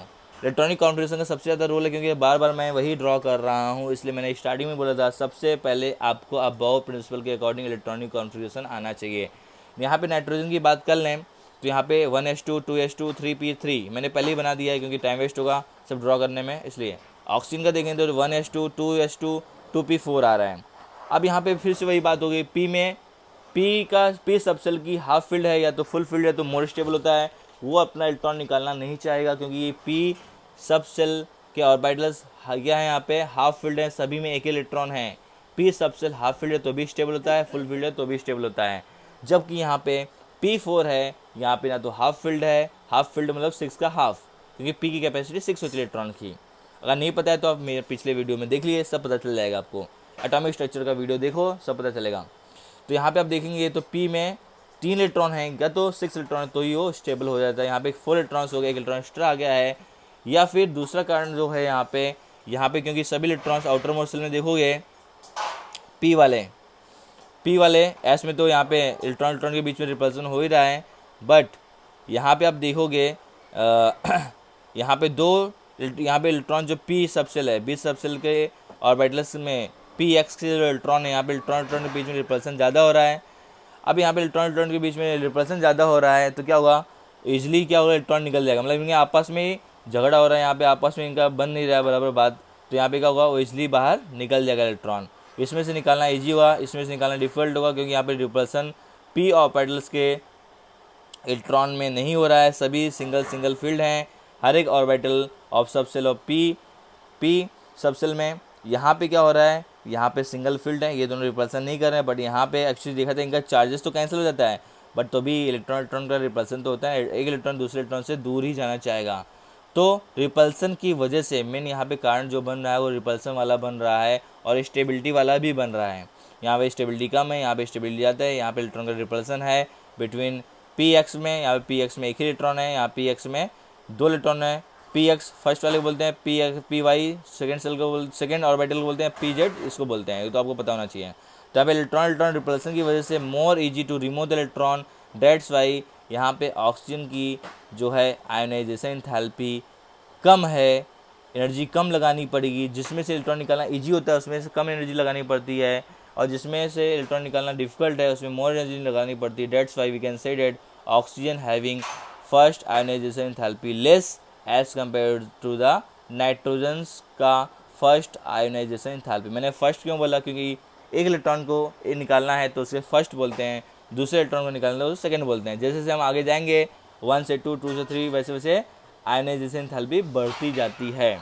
तो यहाँ पे जब बात कर ही रहे हैं तो यहाँ पे एक और क्वेश्चन आता है कि भाई क्यों फर्स्ट आयोनाइजेशन एंथैल्पी को रिमूव करना इसकी एनर्जी लेस होती है compare to the second ionization enthalpy से। यही मैंने यहाँ पे लिख रखा था, कहाँ गया आपका वो पेज, ठीक है, ये मैंने यहाँ पे लिख रखा था जो मैंने कट किया था, देखोगे यहाँ पे भाई first ionization enthalpy is lower than compare to the second ionization enthalpy. चलो इसको देख लेते हैं, एग्जाम्पल फिर से लेते हैं हम सोडियम का।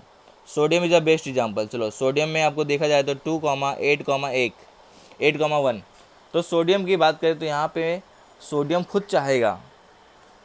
खुद चाहेगा कि मेरा एक इलेक्ट्रॉन यहाँ से मैं निकाल दूँ। क्यों चाहेगा, सिंपल सी बात है, सोडियम भी स्टेबल होना चाहता है, सोडियम किसी से रिएक्ट करना चाहेगा तो उस इलेक्ट्रॉन दे दे और वो लाइक नियॉन नोबल जैसा इलेक्ट्रॉनिक कॉन्फिगरेशन एक्वायर कर ले, गेन कर ले। तो ये क्लोरीन के साथ वैसा करता है और क्लोरीन के इलेक्ट्रॉन देने के बाद यहाँ प्लस हो जाता है और इसके पास फिर 2,8 इलेक्ट्रॉन बचते हैं। तो ये क्या करेगा, सोडियम जब चाहेगा ही कि उसका आउटर मोस्ट सेल में से इलेक्ट्रॉन निकल जाए बिकॉज ऑफ स्टेबिलिटी, तो first we can say that neutral atom में से वी कैन से डेट कि न्यूट्रल आइटम विदाउट बिना रिएक्शन के पहले जब सोडियम फ्री स्टेट में था इन ए न्यूट्रल फॉर्म तब वो प्लस नहीं था, प्लस बनने से पहले सोडियम के पास 2,8,1 था। जब कंबाइन करेंगे तो सोडियम का चाहेगा कि वो नियॉन जैसा नोबल गैसेस जैसा अपना स्टेबिलिटी एक्वायर करे कि वो स्टेबल हो जाए। तो वो इलेक्ट्रॉन निकालना चाहता है, तो उसमें निकालने के लिए जो खुद चाहता है कि इलेक्ट्रॉन निकल जाए, तो इसलिए इलेक्ट्रॉन निकालने के लिए उसको एनर्जी कम लगानी देनी पड़ती है, कम रिक्वायर्ड एनर्जी देती है, तो इसलिए वो कम एनर्जी में ही वो इलेक्ट्रॉन निकल जाता है। तो इसका सोडियम का फर्स्ट आयोनाइजेशन एंथैल्पी लेस होगा compare to second ionization enthalpy की। क्यों ऐसा होता है यहाँ पे मैं बता देता हूँ। चलो इसको भी मैं डिटेल में बताऊँ तो यहाँ बता सकता हूँ। सोडियम जब एक इलेक्ट्रॉन निकालता है तो सोडियम ऊपर +1 चार्ज आ जाता है और यहाँ पे इलेक्ट्रॉन निकल जाता है और ये इलेक्ट्रॉन मिल जाता है क्लोरीन को, पता ही आपको। ये हो गया हमारा फर्स्ट आयोनाइजेशन एंथैल्पी। इलेक्ट्रॉन निकालने में जो एनर्जी रिक्वायर्ड हुई उसको बोलते हैं फर्स्ट आयोनाइजेशन एंथैल्पी। अब फिर से हम लोग इसको फिर से इसमें हम लोग ट्रीटमेंट करें, फिर से इतना एनर्जी लगाएं सेकेंड। अब यहाँ पे हो गया, अब फिर से अगर निकालना है इलेक्ट्रॉन, हम एक इलेक्ट्रॉन दो इलेक्ट्रॉन कितना भी इलेक्ट्रॉन निकाल सकते हैं बाई इंथैल्पी प्रोवाइड करके, हीट एनर्जी बोल लो या फिर किसी और तरीके से एनर्जी प्रोवाइड करने से इलेक्ट्रॉन निकालना है, तो ठीक है ना। तो एनर्जी से अगर इलेक्ट्रॉन निकालना है किसी और भी इंस्ट्रूमेंट के थ्रू, तो एनर्जी निकालने में जो एनर्जी लगती है, इलेक्ट्रॉन निकालने में जो एनर्जी लगती है तो उसी को बोलते हैं आयोनाइजेशन एंथैल्पी। तो न्यूट्रल आइटम से इजीली निकल गया, बट अब इसके पास कंपेयर टू पहले से अब इसके पास हो गया 2,8। अब ये इलेक्ट्रॉन क्या निकालेगा, जब ये स्टेबल हो गया तो इलेक्ट्रॉन ना तो देगा ना तो लेगा जल्दी। तो सिंपल ये बात है, second ionization enthalpy is greater than 1। तो यहाँ पे अगर N++ करवाना है, एक इलेक्ट्रॉन और निकलवाना है, तो ये 2,7 करवाना है यहाँ पे, जो कि ये जल्दी देगा नहीं, बट करवाना भी है तो हम लोग को more energy required, we can say that more energy required. More enthalpy बोलो तो मोर एनर्जी बोलो, यहाँ पे ज़्यादा एनर्जी लगेगी, इसलिए हम बोल सकते हैं कि first ionization enthalpy is less compare to the second ionization enthalpy of any atom. ठीक है, चलो अब इसका फिजिकल ट्रेंड्स क्या है, इसको भी देख लिया जाए। तो देखा जाए फ्रॉम लेफ़्ट टू राइट, क्या देखेंगे, फ्रॉम लेफ़्ट टू राइट देखा जाए तो मेटल से नॉन मेटल की जब जा रहा है, क्या जा रहा है, जो हमारे यहाँ पे ब्लॉक्स दिए हुए हैं मेटल मेटल मेटल या non metal, mostly non metal, metal नीचे मेटल इसमें भी होते हैं, पर mostly they are containing non metals और बीच में मेटलॉइड्स होते हैं। देखा जाए तो पीरियोडिक टेबल हमारा मोस्टली मेटल से भरा पड़ा हुआ है, ठीक है ना। चलो अब यहाँ पे बात कर लेते हैं हम लोग किसकी, इसकी फिजिकल ट्रेंड्स की, ये लेफ्ट टू राइट क्या हो रहा है। तो आपको मैंने बता दिया है जो आयोनाइजेशन एंथैल्पी होता है, जो आयोनाइजेशन एंथैल्पी होता है तो उसको हमने कंपेयर किया। तो देखा गया फ्रॉम लेफ्ट टू राइट, जैसे जैसे हमको पता है इलेक्ट्रॉन निकालना डिफिकल्ट है, मैं बता दिया ना पहले ही, इलेक्ट्रॉन निकालना डिफिकल्ट है, मैं बता दिया मैंने, तो ठीक है। और top to from left to right क्या हो रहा है, left to right increases and top to bottom decreases, बता दिया मैंने। टॉप टू बॉटम क्या हो रहा है, इलेक्ट्रॉन निकालना ईजी है, तो टॉप टू बॉटम डिक्रीजेस बराबर है। आयोनाइजेशन एंथैल्पी की बात कर रहा हूँ ना। टॉप टू बॉटम क्या होगा, इजीली निकाल सकते हैं क्योंकि नंबर ऑफ सेल इंक्रीज होते हैं, तो वहाँ से इलेक्ट्रॉन निकालना ईजी हो जाता है। बट यहाँ से यहाँ ईजी नहीं होगा क्योंकि पता है न्यूक्लियर चार्ज इंक्रीज हो रहा है और top to bottom nuclear charge decrease होता है, ठीक है ना, ये हो गया। अब हम बात कर लेते हैं इलेक्ट्रॉन गेन एंथैल्पी के बारे में। तो एक्सेप्शन वाले पॉइंट याद रखो, जो मैंने बता रखा है अभी, वो सब क्वेश्चन आपके नीट JEE में ऐसा MCQ टाइप का पूछते हैं, ये बहुत इंपॉर्टेंट है, यही बच्चे लोग समझ नहीं पाते हैं। अब यहाँ पे मैं एक चीज़ सबसे पहले क्लियर करना चाहता हूँ कि यहाँ पे दो तरह की इलेक्ट्रॉन गेन एंथैल्पी होती है। पहले इसका डिफिनेशन देख लेते हैं। Electron gain enthalpy provides the measure of the ease with which an atom adds electron to form an ion. मतलब कोई भी एटम जितना जल्दी इलेक्ट्रॉन को कैप्चर करता है, अपने ऐड करता है, तो बहुत सारा वो एनर्जी रिलीज करता है, मैक्सिमम अमाउंट में वो एनर्जी रिलीज करता है। जितना जल्दी वो इलेक्ट्रॉन को ऐड करवाएगा उतना ज़्यादा अमाउंट में उसकी एनर्जी रिलीज होगी। तो यहाँ पे एक बच्चे लोग यहाँ पे डिफ़िकल्टी आती है बच्चों को कि negative electron gain enthalpy and positive electron gain enthalpy, इसमें बच्चे कंफ्यूज ज़्यादा होते हैं। तो मैं बता देना चाहता हूँ कि जो निगेटिव इलेक्ट्रॉन गेन एंथैल्पी होती है वो वैल्यू आपको पता है, जैसे कि हमको पता है, आपने मैथ्स में पढ़ा है, जितनी निगेटिव वैल्यू कम होगी वो ज़्यादा मानी जाती है, ठीक है कि नहीं। फॉर एग्जांपल अगर देखा जाए कि -2 जो होता है वो -20 से ग्रेटर होता है, -20 से ग्रेटर होता है, समझ में आ रहा है आप लोगों को, ये ध्यान में रखना आप लोग कभी भी। इलेक्ट्रॉन गेन एंथैल्पी जो होती है वो हम लोग दो टाइप की होती है, निगेटिव वाली भी होती है और पॉजिटिव वाली भी होती है। निगेटिव वाली वैल्यू कम होगी कंपेयर टू पॉजिटिव वाले से। तो यहाँ पे दो टाइप के क्वेश्चन अलग अलग से पूछते हैं, निगेटिव इलेक्ट्रॉन गेन एंथैल्पी और पॉजिटिव गेन इलेक्ट्रॉन एंथैल्पी। यहाँ पे दो टाइप के एनर्जी देखो, यहाँ पे आप देखो तो ग्रुप जो जीरो ग्रुप एलिमेंट्स हैं, नॉर्मल गैसेस वाले जो एलिमेंट्स हैं, वो क्या करते हैं, एनर्जी उनको चाहिए होती है, वो एनर्जी रिलीज नहीं करते, वो एनर्जी गेन करते हैं, ऑब्जॉर्व करते हैं। और जो एनर्जी ऑब्जॉर्व करता है, जो हीट को ऑब्जॉर्व करता है, उसको एक्सोथर्मिक रिएक्शन।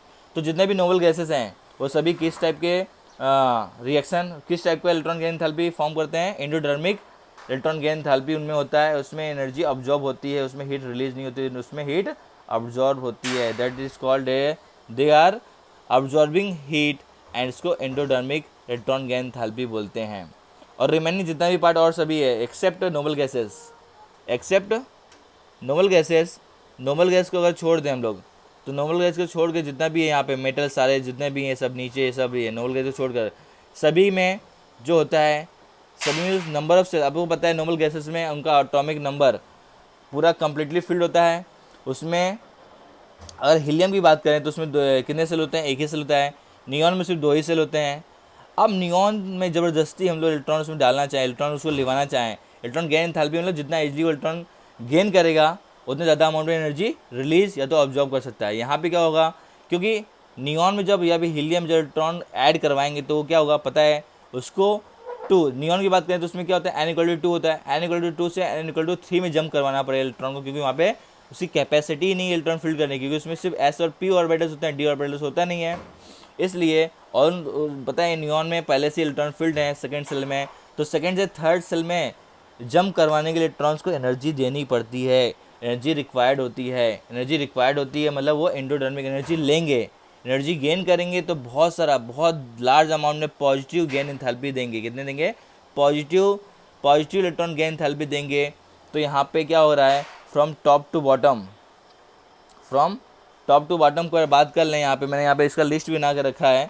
यहाँ पे देखेंगे from top to bottom electron gain enthalpy decrease होती जाती है, और ये आपको याद रखना है, या फिर हम बोल रहे हैं from bottom to top electron gain enthalpy increase होती है, पॉजिटिव वैल्यू बढ़ रही है। देख लो यहाँ पे ये बाय एक्सपेरिमेंटली है, ये बाय एक्सपेरिमेंटली की वैल्यू फाइंड आउट की गई है, ये आप देख सकते हो।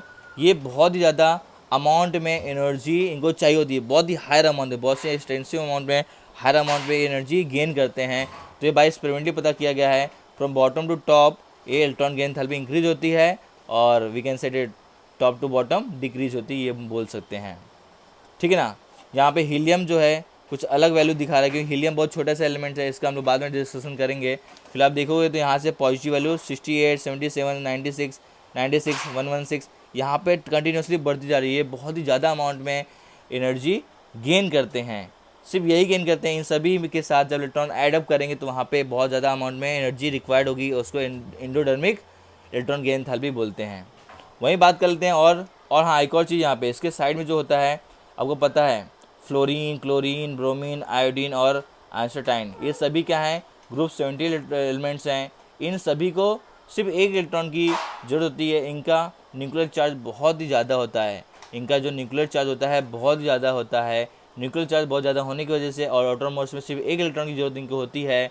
इनका इलेक्ट्रॉनिक कॉन्फ़िगरेशन देखोगे तो NH, इनमें देखा जाए तो NH2 और Np7 इलेक्ट्रॉन्स होते हैं, सभी में सिर्फ N चेंज होता है, इसलिए N2 रहेगा, इसलिए N3 रहेगा, 4, 5, 6 ऐसा होता जाता है लाइन्स, क्योंकि पता है कि यहाँ पे पीरियड बढ़ रहा है तो N की क्वांटिटी बढ़ती जाएगी।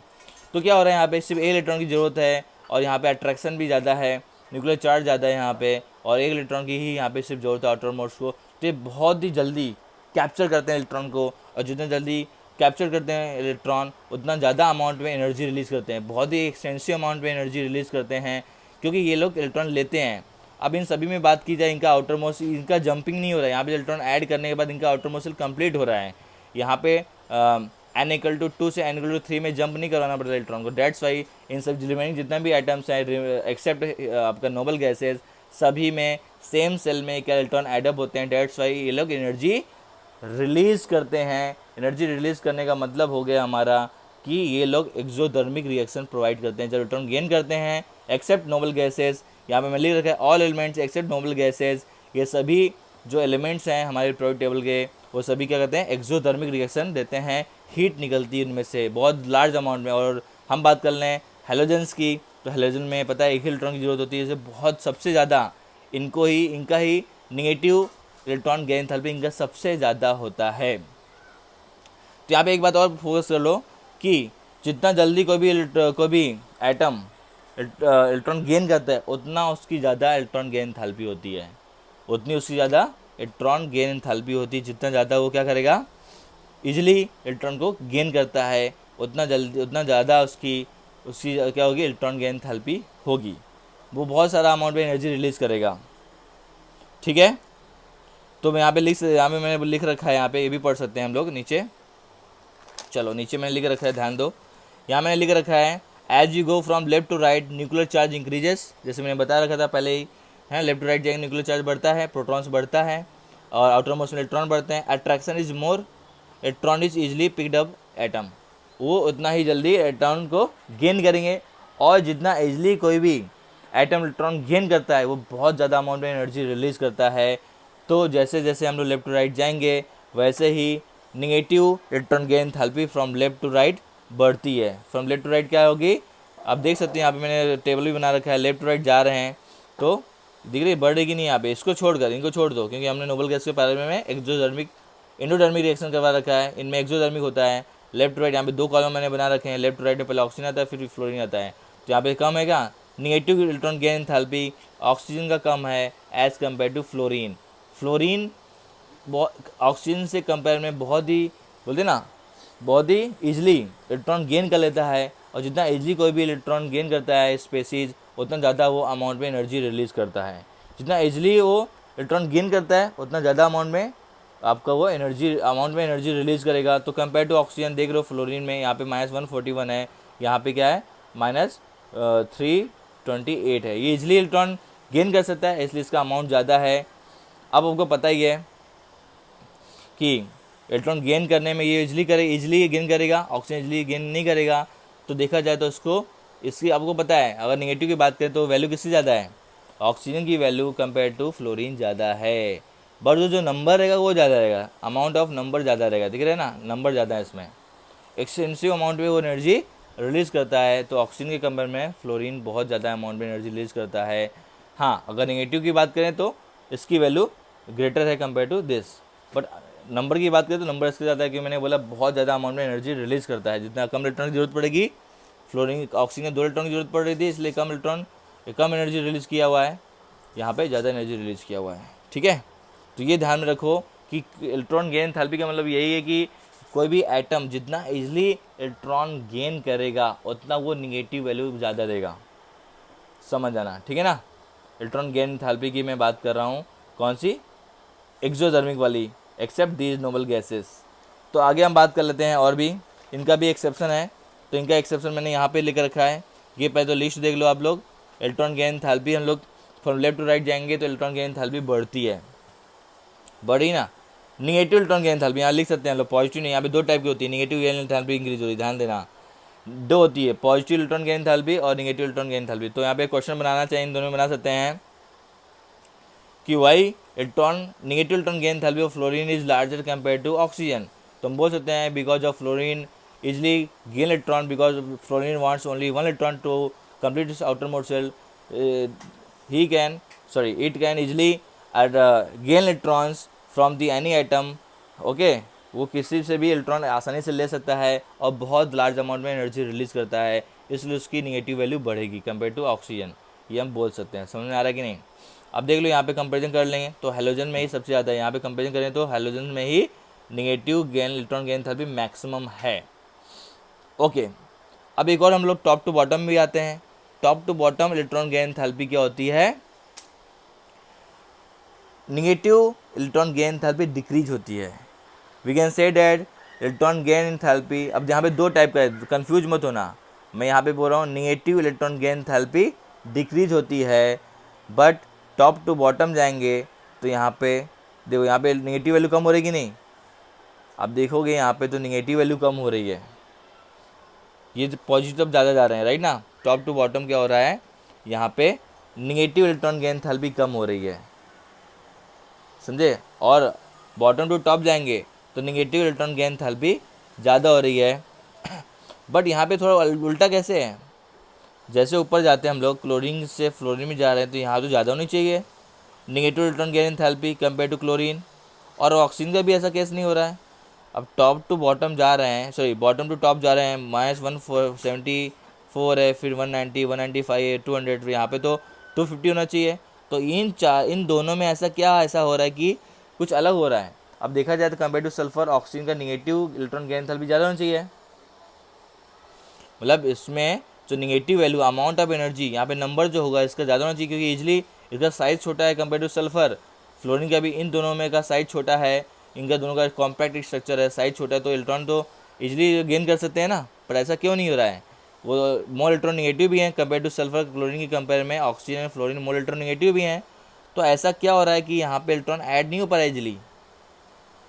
आपको ये बता दूँ, यहाँ पे अमाउंट ऑफ जो ये नंबर्स हैं, नंबर उतना जितना ज़्यादा देखो, नंबर जो यहाँ पे दिया 328 और 148, ये नंबर बढ़ते हैं जब वो इजली कोई भी एटम जो इलेक्ट्रॉन गेन करता है, ऐड करता है उससे आउटर मोस्ट शेल में, तो बहुत सारा अमाउंट ऑफ एनर्जी जल्दी रिलीज़ कर देता है।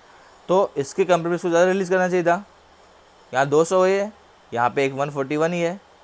तो ऐसा क्यों हो रहा है, हम बॉटम टू टॉप जा रहे हैं तो यहाँ पे जैसे इंक्रीज हो रहा है, दिख रहा है ना, minus negative value bottom to top यहाँ पे इंक्रीज हो रही है, यहाँ भी इंक्रीज हो रही है, बट यहाँ पे जाके काम फंस गया हमारा। ऐसा क्यों हो रहा है कि ये ज़्यादा एनर्जी रिलीज़ नहीं कर पा रहा है, ये ज़्यादा एनर्जी रिलीज़ कर रहा है। तो एक रीज़न उसका ये भी है, हम बोल सकते हैं, यहाँ पे मैंने लिख रखा है आप लोगों के लिए, इट इज़ वेरी इंपॉर्टेंट, यहाँ मैंने लिख रखा है, देखो मैं आपको बोल देना चाहता हूँ, जो एटम ईजिली इलेक्ट्रॉन गेन कर लेता है उसमें बहुत ज़्यादा निगेटिव माइनस निगेटिव की वैल्यू आती है। यहाँ देख लो, आप लोग को मैंने बता रखा है यहाँ पे, electron gain enthalpy of oxygen is less negative than the sulphur. वैसे ही हम दूसरा क्वेश्चन बोल सकते हैं, electron gain enthalpy of fluorine is less negative than the chlorine. ये मैंने आपको पहले ऊपर वैल्यू दिखा दिया है। यहाँ पे इलेक्ट्रॉन गेन एंथैल्पी निगेटिव वाली की बात हो रही है। Negative electron gain enthalpy of oxygen is less as compare to sulphur. सुनिए ना, ये ऐसा भी क्वेश्चन बन सकता है। Negative electron gain enthalpy of fluorine is less as compare to chlorine. Less है ना, इसका negative electron gain enthalpy fluorine की इससे कम है, ऑक्सीजन की इससे कम है, जबकि ये मोल इलेक्ट्रॉन नेगेटिव होने के बावजूद क्या होना चाहिए, इसको इजली इलेक्ट्रॉन ले सकता था, बट ये क्यों ले रहा है इजली इलेक्ट्रॉन, ये इजली इलेक्ट्रॉन ले क्यों नहीं पा रहा है, इसका यहाँ पे रीजन दिया हुआ है। ध्यान दो अभी, तो हम देखेंगे यहाँ पे एक्सप्लेनेशन में, तो बहुत ही सिंपल तरीके से मैं यहाँ पे बता रखा है कि as compare to oxygen with sulphur and fluorine with chlorine, oxygen sulphur both are very very highly electronegative. और आपको बता देना चाहता हूँ, फ्लोरीन एकमात्र ऐसा एटम है जो कि सबसे ज़्यादा इलेक्ट्रोनेगेटिव है। अब इलेक्ट्रोनेगेटिव क्या होता है ये आपको पता ही होगा, नहीं पता तो मैं आपको इसके बाद बता देना चाहता हूँ। अब यहाँ पे तो भी आपको पता चल ही जाएगा, क्योंकि फ्लोरीन का साइज छोटा है, उसके आउटर मोस्ट में एक ही इलेक्ट्रॉन की जरूरत है, तो वो मोर इलेक्ट्रॉन नेगेटिव माना जाता है। वैसे ऑक्सीजन भी सेम पीरियड में आते हैं, दोनों सेकंड पीरियड में आते हैं। इनके पास स्पेस भी कम होगा, इलेक्ट्रॉन ऐड करने के लिए जगह तो होनी चाहिए ना। स्पेस कम होने की वजह से यहाँ पे इलेक्ट्रॉन का रिपल्सन हो रहा है। ध्यान देना, मेन यहाँ पे जो पॉइंट आता है, यहाँ पे इसका मैं ड्रॉ करूँ, इनका डायग्राम ड्रॉ करूँ, ऑर्बिटल डायग्राम यहाँ पे जो है ना, पिक्टोरियल डायग्राम बॉक्स वाला, तो यहाँ पे देखा जाए तो देखो 2s में तो 2 इलेक्ट्रॉन थे, जैसे पहले भी बताया था। यहाँ पे 1 2 3 4, यहाँ पे अब देखोगे फ्लोरीन में तो यहाँ पे 2 इलेक्ट्रॉन है, यहाँ अगर देखोगे तो 1 2 3 4 5। यहाँ पे इलेक्ट्रॉन रिपल्सन ज़्यादा हो रहा है। वैकेंट ऑर्बिटल सिर्फ s और p, आपको पता है सेकेंड सेल में s और p होते हैं। Second shell containing only s and p sub shell, और s के पास एक ऑर्बिटल होता है, p के पास 3 ऑर्बिटल्स होते हैं। तो यहाँ पे इनके खुद के इलेक्ट्रॉन्स में रिपल्सन जब हो रहा है, इनके पास स्पेस कम है, लेस स्पेस है, बहुत ही कॉम्पैक्ट स्ट्रक्चर है, लेस बोलते ना, बहुत ज़्यादा इलेक्ट्रॉन निगेटिव भी हैं। इलेक्ट्रॉन निगेटिव वजह से क्या हो रहा है, इनका अट्रैक्शन टुवर्ड्स न्यूक्लियस ज़्यादा हो रहा है, ये तो बात है। इलेक्ट्रॉन वो जल्दी गेन करना चाहिए, बट यहाँ पे जब इलेक्ट्रॉन वो ऐड करेगा तो कहाँ पे ऐड करेगा, इनके बीच में इलेक्ट्रॉन, यहाँ पे जगह कम, मेनली यहाँ पे फोकस जो होता है, मोर इलेक्ट्रॉन निगेटिव तो है, बात सही है, तो जल्दी इलेक्ट्रॉन गेन करना चाहिए, बट यहाँ पे क्या है, compare to chlorine and compare to sulphur oxygen के लेस स्पेस, ये इस पर फोकस करना, more focus on the less space. आपको पता है ऑक्सीजन एंड फ्लोरीन में दोनों में सिर्फ s और p सब सेल होते हैं, उनमें इलेक्ट्रॉन को ऐड करवाने से रिपल्सन बहुत ही ज़्यादा हो जाता है, more repulsion between electron and that's why more electron gain enthalpy. वहाँ पे क्या होगा, उनका इलेक्ट्रॉन गेन एंथैल्पी पॉजिटिव वाली ज़्यादा होगी कंपेयर टू निगेटिव वाले से, समझे ना। So we can say that कि यहाँ पे मोर इलेक्ट्रॉन गेन एंथैल्पी होगी, मतलब जो उनकी पॉजिटिव वैल्यू होगी वो बढ़ेगी, निगेटिव वाली थोड़ी सी सल्फ़र और क्लोरीन से कम होगी। आपको पता है जितनी ज़्यादा वैल्यू होती है, जितने ज़्यादा निगेटिव नंबर होता है, उतना उसका लेस वैल्यू होती है, राइट ना। तो यहाँ पे हम बोल सकते हैं positive value of oxygen and positive value of electron gain enthalpy increases oxygen fluorine में as compare to sulphur and chlorine में, और उसका उल्टा बोलते हैं कि सल्फर और क्लोरीन का निगेटिव इलेक्ट्रॉन गेन एंथैल्पी ज़्यादा है सल्फर और क्लोरीन का compare to oxygen and fluorine respectively, तो ऐसा भी बोल सकते हैं। तो डोंट कंफ्यूज अबाउट डैट। आप ये समझ लो कि यहाँ पे जो दिक्कत आ रही है, मेन जो सिंप्लीफाइड कर देता है उसको, ऑक्सीजन को डिफ़िकल्टी हो रही है, सल्फर को डिफ़िकल्टी नहीं हो रही। सल्फर के पास स्पेस ज़्यादा है कि यहाँ पे 3p भी आ रहा है, 3p है तो 3d भी होगा। यहाँ पे d आप देखोगे सल्फर और क्लोरीन में तो थर्ड सेल में sp d तीनों होते हैं, d ऑर्बिटल्स की होने की वजह से इनके पास स्पेस ज़्यादा है, इनके पास इलेक्ट्रॉन के बीच में रिपल्सन कम होगा, रिपल्सन कम होगा तो लेस इलेक्ट्रॉन गेन एंथैल्पी यहाँ पे आएगी। लेस इलेक्ट्रॉन गेन एंथैल्पी है, समझे ना, मतलब वो इलेक्ट्रॉन जो है ईजिली अपने अंदर ले सकते हैं।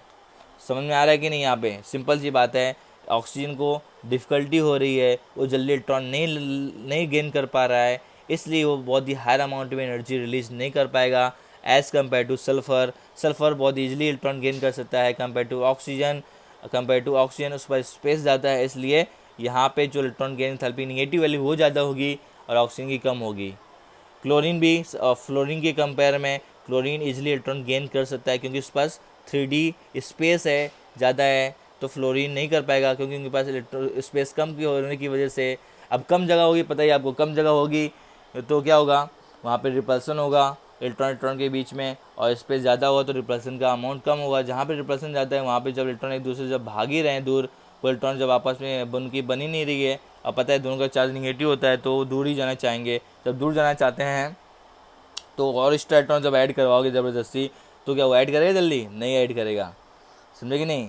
तो जितना जल्दी कोई भी, ये ध्यान में रखो, जितना जल्दी कोई भी इलेक्ट्रॉन, कोई भी एटम इलेक्ट्रॉन गेन करता है, उतना ज़्यादा उसका निगेटिव इलेक्ट्रॉन गेन थैलेपी होती है, समझे कि नहीं। मैंने क्या बोला, एक चीज़ याद रखो, जब कोई भी एटम जितना ज़्यादा अमाउंट में, जितना ईजिली वो इलेक्ट्रॉन को गेन करता है, उतना ज़्यादा वो निगेटिव इलेक्ट्रॉन गेन थैलेपी रिलीज करता है। तो ये इजिली इलेक्ट्रॉन गेन थैलेपी नहीं ऐड कर पा रहा है, इलेक्ट्रॉन ऐड नहीं कर पा रहा है, इसलिए इसकी निगेटिव वैल्यू सल्फर के negative value of electron gain enthalpy से कम है। यहाँ पे भी सेम चीज़ हो रहा है, स्पेस ज़्यादा होने की वजह से यहाँ पे negative value of chlorine electron gain enthalpy ज़्यादा है कंपेयर टू फ्लोरीन। फ्लोरीन की निगेटिव इलेक्ट्रॉन गेन थैलेपी कम है क्योंकि स्पेस कम है, समझा। बस यही आपको याद रखना है, less space because of absence of D.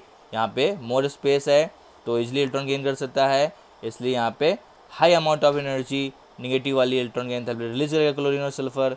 ये मैंने आपको बता दिया है, समझ में आ गया, तो टेंशन वाली बात नहीं है। अब हम इसको और आगे देख लेते हैं।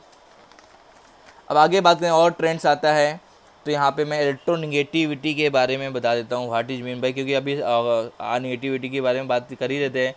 3 एटम्स फ्लोरीन, ऑक्सीजन, नाइट्रोजन सबसे ज़्यादा इलेक्ट्रोनिगेटिव हैं, क्योंकि जो इनका जो अटोमिक नंबर है, अटोमिक नंबर तो पता ही आपको सबका, सेकेंड सेल में आता है। अटोमिक नंबर फ्लोरीन का 9 है, ऑक्सीजन का 8 है, इसका 7 है, और अटोमिक नंबर के अकॉर्डिंग सिर्फ 2 इसलिए फॉर्म कर पाते हैं, फर्स्ट एंड सेकेंड। और न्यूक्लियर चार्ज बहुत ही ज़्यादा होने की वजह से, आउटर मोस्ट सेल में डेंसिटी इलेक्ट्रॉन की ज़्यादा होने की वजह से ये बहुत ही ज़्यादा इलेक्ट्रोनिगेटिव होते हैं।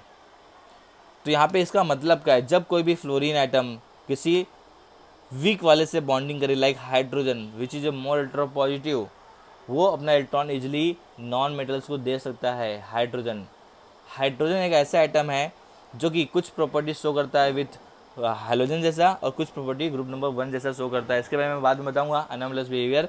यहाँ पे बात करते हैं इलेक्ट्रोनिगेटिव के बारे में। जब ये हाइड्रोजन के साथ बॉन्डिंग करता है एफ, तो ये जो बॉन्ड है ना टूवर्ड्स दी पुल होता है टूवर्ड्स दी फ्लोरीन।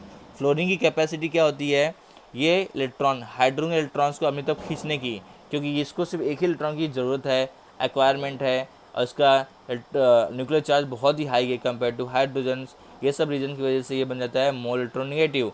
और इसका डिफिनेशन देख लेते हैं, चलो। It is a tendency, fluorine having tendency in a chemical bond, कि ये इसके इलेक्ट्रॉन को मतलब अट्रैक्ट करे। ये सेड पर इलेक्ट्रॉन है, 2 इलेक्ट्रॉन के बीच में क्या होता है, 2 इलेक्ट्रॉन होता है, एक हाइड्रोजन का एक फ्लोरीन का। दोनों इलेक्ट्रॉन को फ्लोरीन जब क्या करेगा, अट्रैक्ट करेगा, इसकी कैपेसिटी हो जाती है, इसकी पावर इतनी हो जाती है कि वो हाइड्रोजन इलेक्ट्रॉन को भी अपनी तरफ अट्रैक्ट करे, तो इसी को बोलते हैं electronegativity. It is a tendency of an atom of a given chemical elements to attract the shared, इसको इलेक्ट्रॉन का शेयरिंग जो है इसको बोलते हैं shared electrons when forming chemical bond. ये केमिकल फॉर्म बनने के बाद क्या करता है, हाइड्रोजन के इलेक्ट्रॉन को मतलब अट्रैक्ट कर लेता है। या भी दूसरा और भी सिंप्लीफाइड मैनर में अगर डिफिनेशन बोला जाए, it is a measurement, electronegativity is a measurement of atom, it is a measure of atoms ability to attract shared electron to itself. ये उसके इलेक्ट्रॉन को मतलब खींचता है, उसी को बोलते हैं इलेक्ट्रोनिगेटिविटी। किसी भी की पावर, जैसे हम बोल रहे हैं एक घर में एक छोटा भाई एक बड़ा भाई है, बहुत बड़ा नहीं, एक 2 साल का है और एक है 7 साल का, दोनों के बीच में कुछ लेना है, दोनों को 2 साल का नहीं बोल सकते, चलो 3 साल का ले लो, दोनों के बीच में कुछ बंटवारा हो रहा है, कुछ फ्रूट्स का या भी कुछ भी सामान का, तो क्या करेगा, छोटे वाला कम ले पाएगा, उसके पास पावर कम है, और बड़ा वाला उसको खींच लेगा। तो वही बोल सकते हैं जिसके पास पावर ज़्यादा है, एबिलिटी ज़्यादा है, इसी एबिलिटी को, कैपेसिटी को ही बोलते हैं इलेक्ट्रोनिगेटिविटी। जिसके पास मोर पावर रहेगा इलेक्ट्रॉन को छीनने के लिए, तो वो छीन लेगा, because of its size, because of nuclear charge, ये सब फैक्टर्स हैं, ठीक है। तो और भी यहाँ पे फैक्टर्स कुछ दिए हुए हैं जो कि इलेक्ट्रोनिगेटिविटी को बढ़ाता है, तो मैंने जो बोला है वही सब लिखा हुआ है, कुछ और नहीं है। एटॉमिक रेडियस मतलब साइज ऑफ एटम, जितना साइज छोटा होगा, ठीक है ना, उतना वो न्यूक्लियस से ज़्यादा बॉन्डेड रहेगा, अट्रैक्शन रहेगा। तो यहाँ पे दूसरा पॉइंट न्यूक्लियर चार्ज लिखा हुआ है, जहाँ पे नंबर ऑफ प्रोटॉन ज़्यादा होगा, जितना नंबर ऑफ प्रोटॉन ज़्यादा होगा, और आउटर मोस्ट सेल में इलेक्ट्रॉन ज़्यादा होगा क्लाउड, तो उतना अट्रैक्शन होगा। तो ये सेकंड रीजन, न्यूक्लियर चार्ज ज़्यादा होगा, वो होगा सिंपल जी बात, जब एटम का साइज़ कम होगा ना, जब एटम का साइज़ कम होगा तो न्यूक्लियर चार्ज का वहाँ पे इफेक्ट दिखेगा, आउटर मोस्ट शेल को अट्रैक्ट करेगा और वो इलेक्ट्रॉन गेन ही करना चाहेगा, इलेक्ट्रॉन इजली दूसरे एटम से ले सकता है इजली। तीसरा पॉइंट है स्क्रीनिंग इफेक्ट। अगर स्क्रीनिंग इफेक्ट आ गया तो किसी भी एटम की इलेक्ट्रोनेगेटिविटी डिक्रीज हो जाती है। अब ये स्क्रीनिंग इफेक्ट क्या है, चलो देख लेते हैं। जैसे ही पता चला नाम से ही, स्क्रीन एक टाइप का, एक स्क्रीन एक टाइप का वो साइडो बना देगा, एक टाइप का वो बोलते ना लेयर बना देगा। अब लेयर है क्या, सेल्डिंग क्या है, सेल्डिंग इफेक्ट बोल लो उसको या भी स्क्रीनिंग इफेक्ट बोल लो, उसको मैं बताना चाहता हूँ। Valence electrons are shielded from the attraction towards the nucleus an atom. ये किसकी वजह से होता है, due to inert shell electrons. मैं बताना देना चाहता हूँ उसको मैं डायग्राम के थ्रू, यहाँ मैं आपको डायग्राम ड्रॉ करके बताता हूँ। चलो यहाँ पे मैं आपको डायग्राम ड्रॉ करके बता देता हूँ। यहाँ पे न्यूक्लियस है, ये फर्स्ट सेल है, ये सेकेंड सेल है, ये थर्ड सेल है। सेकेंड सेल था तो ठीक था, न्यूक्लियर चार्ज का अट्रैक्शन हो रहा था, बट जब थर्ड एंड फोर्थ सेल आएंगे, जैसे साइज बढ़ेगा, यहाँ पे इलेक्ट्रॉन का क्लाउड भी बढ़ता रहता है। पता है आपको, फर्स्ट सेल में 2 इलेक्ट्रॉन, सेकंड में 8 होता है, थर्ड में 18 होता है, फोर्थ में 30 होता है। तो 18 इलेक्ट्रॉन यहाँ पे पूरा भरे पड़े होंगे। तो अब ये बताओ, जब 18 इलेक्ट्रॉन्स यहाँ पे भरे पड़े हैं और यहाँ पे S, P, D सभी का स्ट्रक्चर भी होता है, हर एक का अलग अलग स्ट्रक्चर होता है। एस का स्पेरिकल शेप होता है, इसका डम्बेल, इसका डबल डम्बेल। तो ये सारे इलेक्ट्रॉन जो होंगे यहाँ पे इनर सेल वाले, आउटर मोस्ट से जस्ट बिलो, ये न्यूक्लियर चार्ज के इफेक्ट को आउटर मोस्ट में पहुँचने देंगे। ये एक टाइप का स्क्रीन क्रिएट करेंगे, एक टाइप का क्या क्रिएट करेंगे, स्क्रीन या भी शील्ड क्रिएट करेंगे कि ये न्यूक्लियर चार्ज का इफेक्ट है वो यहाँ पे बहुत ही कम हो पाए, अभी ना के बराबर। क्योंकि जब यहाँ पे इलेक्ट्रॉन ज़्यादा क्लाउड है, यहाँ पे इलेक्ट्रॉन डेंसिटी बहुत ज़्यादा है, because of presence of S, P, D सब सेल्स, तो सब सेल में इलेक्ट्रॉन भी बहुत ज़्यादा होंगे, डेंसिटी बहुत ज़्यादा होगी, तो ये पहले अट्रैक्ट होंगे, इनको अट्रैक्ट करवाएंगे। सिंपल जी बात है, ये अट्रैक्ट होंगे न्यूक्लियस से, इसलिए आउटर मोस्ट सेल वाला जो है लेयर वो कंडेंस नहीं हो पाएगा न्यूक्लियस चार्ज जो है यहाँ पे नंबर ऑफ प्रोटॉन जो हैं वो इसको अपनी तरफ अट्रैक्ट नहीं कर पाएंगे आउटर मोस्ट सेल को। तो because of presence of this screen due to the inner shell electron की वजह से यहाँ पे बहुत सा क्लाउड होगा। तो ये जो आउटर मोस्ट सेल है का इसमें इसका जो इफेक्ट है nuclear charge outer most shell तक नहीं पहुँच पाएगा। इसी को बोलते हैं screening effect due to the presence of inner shell electrons which are attracted towards the nucleus. And ये आउटर मोस्ट सेल के इलेक्ट्रॉन्स को न्यूक्लियस की तरफ अट्रैक्ट नहीं होने देते, काफ़ी हद तक रोक देते हैं। इसी को बोलते हैं स्क्रीनिंग इफेक्ट। तब अगर स्क्रीनिंग इफेक्ट आया, if screening effect increases electronegativity of atom decreases. चलो इसको भी देख लेते हैं हम लोग। ये हो गया हमारा क्या, स्क्रीनिंग इफेक्ट। अब स्क्रीनिंग इफेक्ट की बात कर ही रहे हैं यहाँ पे, तो यहाँ पे हम लोग देख लेते हैं कि स्क्रीनिंग इफेक्ट कैसा, क्या ट्रेंड क्या होगा इसका। चलो from left to right nuclear charge increase हो रहा है, एटम्स में प्रोटॉन्स बढ़ रहा है और आउटर मोस्ट सेल में इलेक्ट्रॉन भी बढ़ रहा है। सेम सेल में ना, ये सभी में इलेक्ट्रॉन जो बढ़ेंगे नंबर सेल सेम होगा। तो फ्रॉम लेफ्ट टू राइट देखा जाए तो स्क्रीनिंग इफेक्ट यहाँ पे बहुत ही कम होगा। लेफ्ट टू राइट क्या होगा, स्क्रीनिंग इफेक्ट कम होगा, और स्क्रीनिंग इफेक्ट कम है इसका मतलब इलेक्ट्रोनेगेटिविटी ज़्यादा होगी from left to right. Screening effect decreases from left to right and electronegativity increases. पता ही आपको, मेटल से नॉन मेटल में जा रहा है तो ये भी एक फंडा है। जब ये पता है आपको इलेक्ट्रॉन क्लाउड बढ़ रहा है सेम सेल में तो कंडेंस होगा ही, कंडेंस हो जा रहा है तो स्क्रीन क्रिएट ही नहीं हो पा रही है, नंबर ऑफ सेल्स कम है। But top to bottom screening effect increases. जब screening effect top to bottom increase होगा, क्यों इंक्रीज होगा, टॉप टू बॉटम क्या होगा, रेडियस इंक्रीज हो रहा है, एटॉमिक साइज इंक्रीज हो रहा है। Top to bottom atomic size पता है, नंबर ऑफ पीरियड इंक्रीज हो रहा है, नंबर ऑफ पीरियड्स इंक्रीज हो रहा है, मतलब उसमें क्या इंक्रीज हो रहा है, वहाँ पे इंक्रीज हो रहा है उसका मेन सेल इंक्रीज हो रहा है, ऑर्बिट इंक्रीज हो रहा है, तो उसका साइज तो बढ़ेगा ही, रेडियस बढ़ेगा। जब रेडियस बढ़ेगा तो आउटर मोस्ट का डिस्टेंस न्यूक्लियस से बहुत ही कम हो जाएगा, बहुत ही ज़्यादा डिस्टेंस हो जाएगा। और ज़्यादा डिस्टेंस होने की वजह से जो चार्ज है न्यूक्लियर चार्ज का इफेक्ट आउटर मोस्ट सेल तक पहुँच नहीं पाएगा, क्योंकि उसके नीचे बहुत सारे इलेक्ट्रॉन जो फील्ड होंगे इनर सेल में, वो एक टाइप का खुद अट्रैक्शन करवाने लगेंगे टूवर्ड्स न्यूक्लियस, तो उसका इफेक्ट आउटर मोस्ट तक नहीं जा पाएगा due to presence of inner shell electrons. और इनर सेल इलेक्ट्रॉन्स को ही बोलते हैं स्क्रीन, एक टाइप का स्क्रीन क्रिएट कर लेंगे, ठीक है ना। और स्क्रीन की वजह से उसकी electronegativity top to bottom decrease होती है। Top to bottom electronegativity decrease होती है तो नॉन मेटल से वो मेटल में कन्वर्ट होने लगते हैं। तो अगर देखेंगे हम लोग पी ब्लॉक में, टॉप में नॉन मेटल होते हैं, बीच में कहीं ना कहीं मेटलॉइड्स आते हैं और लास्ट में वो मेटल में कम्प्लीटली कन्वर्ट हो जाते हैं। क्योंकि लास्ट में क्या होता है, लास्ट में आते आते उसमें डिस्टेंस बढ़ जाता है न्यूक्लियर चार्ज के बीच में और आउटरमोस्ट सेल में ड्यू टू स्क्रीनिंग इफेक्ट। तो इलेक्ट्रोनेगेटिविटी लेस, जितनी ज़्यादा इलेक्ट्रोनेगेटिविटी लेस होगी एटम की, उतना वो इलेक्ट्रो पॉजिटिव होते जाता है, और जितना इलेक्ट्रो पॉजिटिव होता है वो मेटल में कन्वर्ट होते जाता है। इसलिए हमारे जो भी बॉटम के एलिमेंट्स हैं सभी क्या हैं, पी ब्लॉक के मेटल्स हैं। मेटल से मेटालिक प्रॉपर्टी से नॉन मेटालिक प्रॉपर्टी हमारी बॉटम टू टॉप बढ़ती है, वही टॉप टू बॉटम देखें तो नॉन मेटालिक प्रॉपर्टी से मेटालिक प्रॉपर्टी बढ़ती है। तो हम सिंपली बोल सकते हैं जो एटम इजीली इलेक्ट्रॉन दे सकता है उसकी मेटालिक प्रॉपर्टी ज़्यादा होगी, जो इजीली इलेक्ट्रॉन नहीं डोनेट कर पाता है उसकी मेटालिक प्रॉपर्टी कम होगी, नॉन मेटालिक में वो जाएगा। सिंपल है, इट्स क्लियर। चलो आगे देख लेते हैं। आगे देखा जाए तो आपको मैंने मैजिक नंबर्स का लिस्ट नहीं प्रोवाइड किया था, तो देख लो लिस्ट यहाँ पे है 2, 8, 8, 18, 18, 32। ये आप याद कर लो, ये मैजिक नंबर्स हैं, समझे कि नहीं? उसको मैं बता दिया है, सो अब देख लो, याद कर लो कि फर्स्ट से जब सेकंड में जाएंगे, फर्स्ट पीरियड से सेकंड पीरियड में जाएंगे तो +2 इलेक्ट्रॉन ऐड करो, सेकंड से थर्ड में जाएंगे तो 8, थर्ड से फोर्थ में तो 8, फोर्थ से फिफ्थ में जाएंगे तो 18, समझे कि नहीं? ये आपको याद कर लेना है। और फिफ्थ से सिक्स में जाएंगे तो 18, उसके बाद 32 ऐसा आएगा। ये मैजिक नंबर्स आपको याद कर लेने हैं। और किसी भी टॉप टू बॉटम, जैसे कि एक ग्रुप के एटम्स का आपको एटॉमिक नंबर याद करना है तो आपको मैजिक नंबर से बहुत ही हेल्प हो जाती है। चलो मैजिक नंबर मैंने पहले ही बता दिया। अब लास्ट एक टॉपिक बचा है हमारा, जो कि है यहाँ पे एनोमलस प्रॉपर्टी ऑफ एलिमेंट्स। कुछ एलिमेंट्स ऐसे हैं जिसकी प्रॉपर्टी कम्प्लीटली डिफरेंट है अदर एटम से।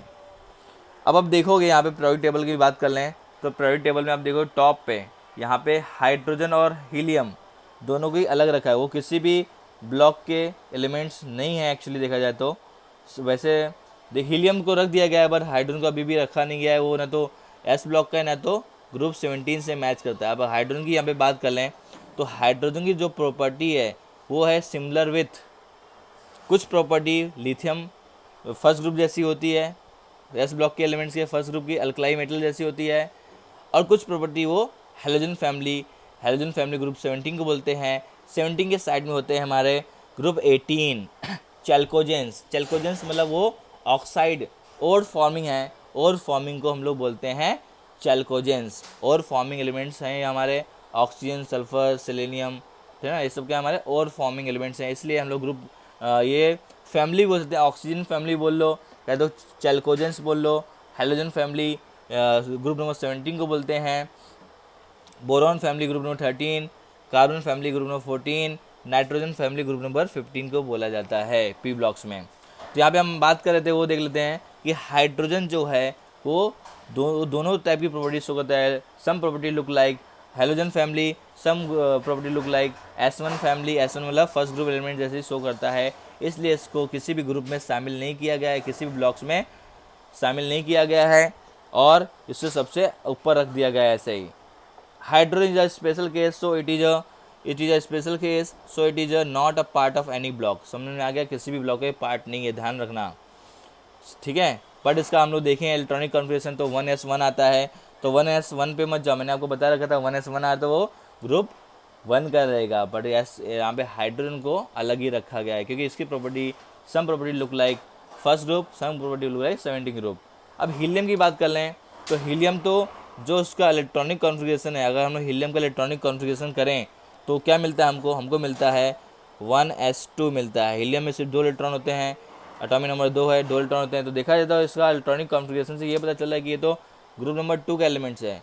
बट जब इसके बारे में हम लोग नॉलेज लिए, जानकारी मिली, तो हीलियम की जो प्रॉपर्टी है, हीलियम एक नोबल गैस जैसा पाया गया और इसलिए इसको नोबल गैस के ऊपर ग्रुप नंबर 80 में रख दिया गया बाद में, क्योंकि बहुत सारी प्रॉपर्टी जो सिमिलर थी विद आपका ग्रुप नंबर 18 आपका नोबल गैस है, इनर्ट गैस है, वो उनका आउटर स्टेट हमेशा कंप्लीट होता है, आपको पता ही होगा, लोअर क्लास में आप पढ़ चुके हैं।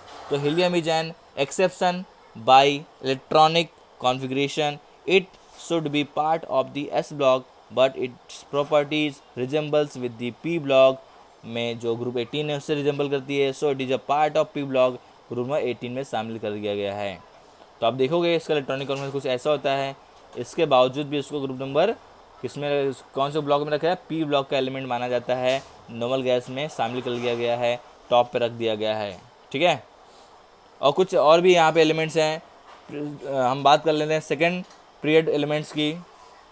सेकंड पीरियड एलिमेंट्स में कौन से आते हैं जो देख लेते हैं. यहाँ पे सेकंड पीरियड एलिमेंट्स में आते हैं हमारे lithium, beryllium, boron, carbon, nitrogen, oxygen, fluorine और नियॉन. ये सभी का एक अनोमलस बिहेवियर है. आप देखोगे जब P ब्लॉक चैप्टर्स पढ़ोगे तो और भी यहाँ पे आपको डिटेल इन्फॉर्मेशन मिलेगी. यहाँ पे कुछ इन्फॉर्मेशन आपको बता देता हूँ क्यों इसका अनोमलस बिहेवियर है.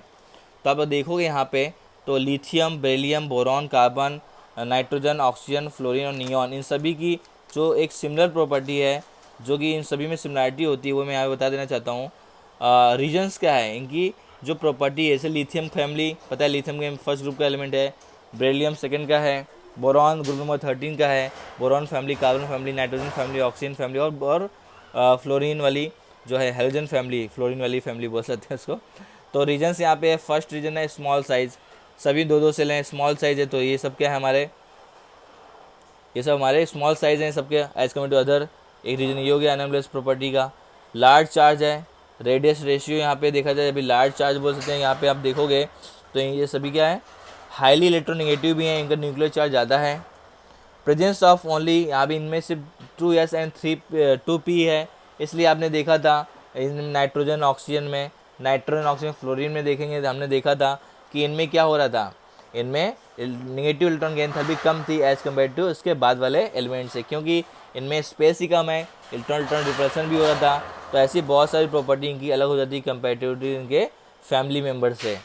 ठीक है ना. और आगे हम लोग जब हम लोग एस ब्लॉक करेंगे, एस ब्लॉक और P ब्लॉक में आप यहाँ पे आपको देखने मिलेगा diagonal relationship between lithium and magnesium. वैसे ही बेरिलियम और एल्युमिनियम, बहुत सारी प्रॉपर्टी लिथियम मैग्नीशियम की सिमिलर होती हैं. अब वैसे ही बेरिलियम और एल्युमिनियम की सिमिलर होती है. इसको बोलते हैं डायगोनल रिलेशनशिप. थोड़ा सा मैं यहाँ बता देता हूँ कि यहाँ पे जो है दोनों ही बहुत ज़्यादा हार्ड होते हैं. लिथियम और मैग्नीशियम दोनों ही बहुत ज़्यादा हार्ड होते हैं और ये वीक बेस होते हैं. और इनकी एवनिक जो एबिलिटी होती है, एवनिक फॉर्मेशन बहुत ही ज़्यादा होता है, हाई होता है. ओके. और देखा जाए तो दूसरे में बेरिलियम और एल्युमिनियम की बात करें तो दोनों ही क्या हाइड्रोक्साइड, दोनों ही हाइड्रोक्साइड बनाते हैं. दोनों ही बेसिक नेचर पाए जाते हैं. दोनों ही क्या होते हैं, हाइड्रोक्साइड बनाते हैं और OH के साथ में बॉन्डिंग करते हैं. बेरिलियम ऑक्साइड और एल्युमिनियम ऑक्साइड हाइड्रोक्साइड बनाने के बाद बेसिक नेचर हो जाते हैं. तो इन सब का डिटेल इन्फॉर्मेशन आपको यहाँ पे नहीं दूंगा क्योंकि आपका प्राइवेट टेबल वो 11th क्लास का है. ठीक है ना. जब इन चैप्टर में जाएंगे हम लोग एस ब्लॉक P ब्लॉक में जाएंगे तो हम लोग वहाँ पे डायगोनल रिलेशनशिप, इनकी सारी प्रॉपर्टी के बारे में, केमिकल और फिजिकल प्रॉपर्टी के बारे में वहाँ पे हम लोग समझेंगे. ठीक है ना. ओके. हाँ, लिथियम और मैग्नीशियम जो होते हैं आयनिक नाइट्राइड्स बनाते हैं, आयनिक नाइट्राइड्स बनाते हैं. ये मैं बोल रहा था, भूल गया था. ठीक है, समझा आपको सभी को. तो आई थिंक आपको सभी इस क्लियर हो गया रहेगा सब पूरा डाउट्स. चलो अब हम लोग आगे फिर से एक बार रिवाइज करते हैं, सबका समरी देख लेते हैं कि क्या सबका समरी है. यहाँ पे समरी इज़ वेरी इंपॉर्टेंट. तो इसका लास्ट एक बार समरी देख लेते हैं. जो हमने अभी फिजिकल ट्रेंड्स पढ़ा है तो उसका समरी एक बार देख लेते हैं. चलो स्टार्ट करते हैं हम लोग with trends in modern private table of their physical property. तो यहाँ पे मैंने देखो ऐसा बना रखा है, ये पूरा समरी रहेगा, ये आपको याद कर लेना है. From left to right nuclear charge increases, atomic radius decreases, है ना. यहाँ पे तो अलग से मैं बोल दे रहा हूँ, याद कर लो. और जो लिखा हो तो याद ही करना है. मेन ट्रेंड्स यही हैं. Electron gain enthalpy left to right increase होती है, ionisation enthalpy left to right increase होती है. और नीचे देख लें तो एटॉमिक रेडियस देखा जाए तो from right to left increase होगी एटॉमिक रेडियस, क्योंकि साइज यहाँ पे लिथियम का ग्रेटर होगा कंपेयर टू नियॉन. हमने बताएंगे electronegativity from left to right increases, आपको पता ही है. मेटल से नॉन मेटल की तरफ जाएंगे और बहुत सारे रीजन मैंने बता दिए हैं, इंक्रीजेस हो रही है. यहाँ पे देख लेते हैं लेफ्ट हैंड साइड में, atomic radius top to bottom increase हो रही है, top to bottom atomic radius increase हो रही है। Electronegativity from bottom to top increase हो रही है, क्योंकि पता है ऊपर नॉन मेटल्स मोस्टली ज़्यादा होते हैं, नीचे मेटल्स होते हैं। ऊपर जो होता है स्ट्रक्चर छोटा होने की वजह से अट्रैक्शन ज़्यादा होता है, अट्रैक्शन ज़्यादा होता है तो इलेक्ट्रॉन इजीली गेन कर सकते हैं। सिल्टिंग इफेक्ट ऊपर ज़्यादा कम होता है कंपेयर टू बॉटम वाले एलिमेंट्स। डेट्स वे आपको बता चुका हूँ मैं। Electronegativity top to bottom decreases and bottom to top increases. Ionization enthalpy from bottom to top increases, क्योंकि आयोनाइजेशन एंथैल्पी आपको पता है नॉन मेटल से बहुत में से निकालना, नॉन मेटल में से इलेक्ट्रॉन निकालना बहुत ज़्यादा डिफिकल्ट होता है, इसलिए टॉप में जब जाएंगे हम लोग bottom to top ionisation enthalpy increase होती है। उसी तरह इलेक्ट्रॉन गेन एंथैल्पी हमारी बॉटम टू टॉप इंक्रीज होती है और टॉप टू बॉटम डिक्रीज होती है।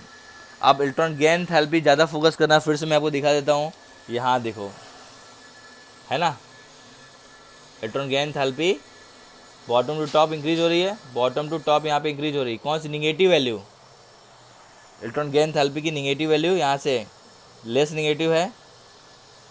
ये इजीली इलेक्ट्रॉन गेन कर सकता है क्या?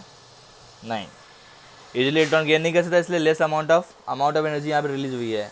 जैसे जैसे टॉप बॉटम टू टॉप जाएंगे यहाँ पे एनर्जी बढ़ती जा रही है। देखो निगेटिव वैल्यू हटा दो तो यहाँ पे नंबर्स बढ़ रहे हैं कि नहीं बढ़ रहे हैं, मतलब जितना ज़्यादा इलेक्ट्रोनेगेटिव आइटम होता जाएगा उतना वो मोर अमाउंट ऑफ नंबर्स की वाली एनर्जी प्रोड्यूस करेगा। पर यहाँ पे इन चारों में हमने देखा था सल्फ़र में तो ज़्यादा एनर्जी रिलीज़ कर रहा है कंपेयर टू ऑक्सीजन, जबकि oxygen is more electronegative compare to sulphur. तो भी ऐसा हो रहा है because of less space between the, less space था वहाँ पे sp ही पाए जाते थे ऑक्सीजन और फ्लोरीन के केस में, जबकि सल्फर और क्लोरीन में d ऑर्बिटल्स भी होता है, इसलिए वहाँ पे स्पेस ज़्यादा होने की वजह से इजली इलेक्ट्रॉन गेन करता है। और जो स्पेस इजली इलेक्ट्रॉन गेन कर लेता है वो बहुत ज़्यादा अमाउंट में माइनस इलेक्ट्रॉन की एंथैल्पी रिलीज़ करता है, ये ध्यान रखो। इसलिए इसको बहुत ही ध्यान रखना, इसलिए मैंने इसको फिर से यहाँ पर बता दिया है। चलो तो सब कुछ हो गया है। कोई क्वेश्चन है तो आप लोग मुझे कमेंट करके पूछ सकते हो, ठीक है। और कुछ रह गया क्या? चलो कमेंट करके बता देना मुझे कुछ रह गया तो। वैसे मैंने आपको यहाँ पे सब कुछ कवर करने का ट्राई किया है, बहुत मैंने डिटेल इन्फॉर्मेशन प्रोवाइड किया आप लोगों को, ठीक है। और एक चीज़ मैं यहाँ पे बताऊँ तो यहाँ पे क्या बताना चाहता हूँ, जो आपके एलिमेंट्स हैं ऑक्साइड्स, यहाँ मैंने लिख रखा है, चलो इसमें देख लेते हैं। इसमें लिखा है मैंने एक टेबल बनाया हुआ है, वेट, मैंने आप लोगों को एक टेबल बना के रखा है, उसमें सब कुछ बताया है कि क्या कौन सी प्रॉपर्टी इंक्रीज होगी, कौन सी प्रॉपर्टी इसमें डिक्रीज होगी, ठीक है। वेट फॉर 2 मिनट्स, पेज मिल जाए फिर मैं बोलता हूँ। हाँ चलो, यहाँ पे देखोगे एक चीज़ जो रह गई थी, यहाँ पे मैंने कुछ छोटा सा बना रखा है, सब लिख रखा है मैंने, अगर ये आप लोग इसका फ़ोटो ले सकते हो। ये जो होते हैं ग्रुप S1 को बोलते हैं अल्कलाइन मेटल्स, S2 को बोलते हैं alkaline earth metals, fluorine family को बोलते हैं हेलोजेंस, ऑक्सीजन फैमिली को बोलते हैं चैल्कोजेंस। ये नोबल गैसेस हैं, ठीक है ना। Metallic property top to bottom increase हो रही है ना, and left to right decrease हो रही है। और एक और जी, ग्रुप 1 वाले जो एलिमेंट्स हैं S1 वाले, लिथियम, सोडियम, पोटेशियम, वो जो ऑक्सीजन के साथ मिलकर वो क्या करते हैं, जो कि रिएक्टिव भी हैं, ऑक्सीजन के साथ मिल के बेसिक ऑक्साइड बनाते हैं। और हेलोजन वाले जो ग्रुप हैं वो एसिडिक ऑक्साइड बनाते हैं, ये याद रखो।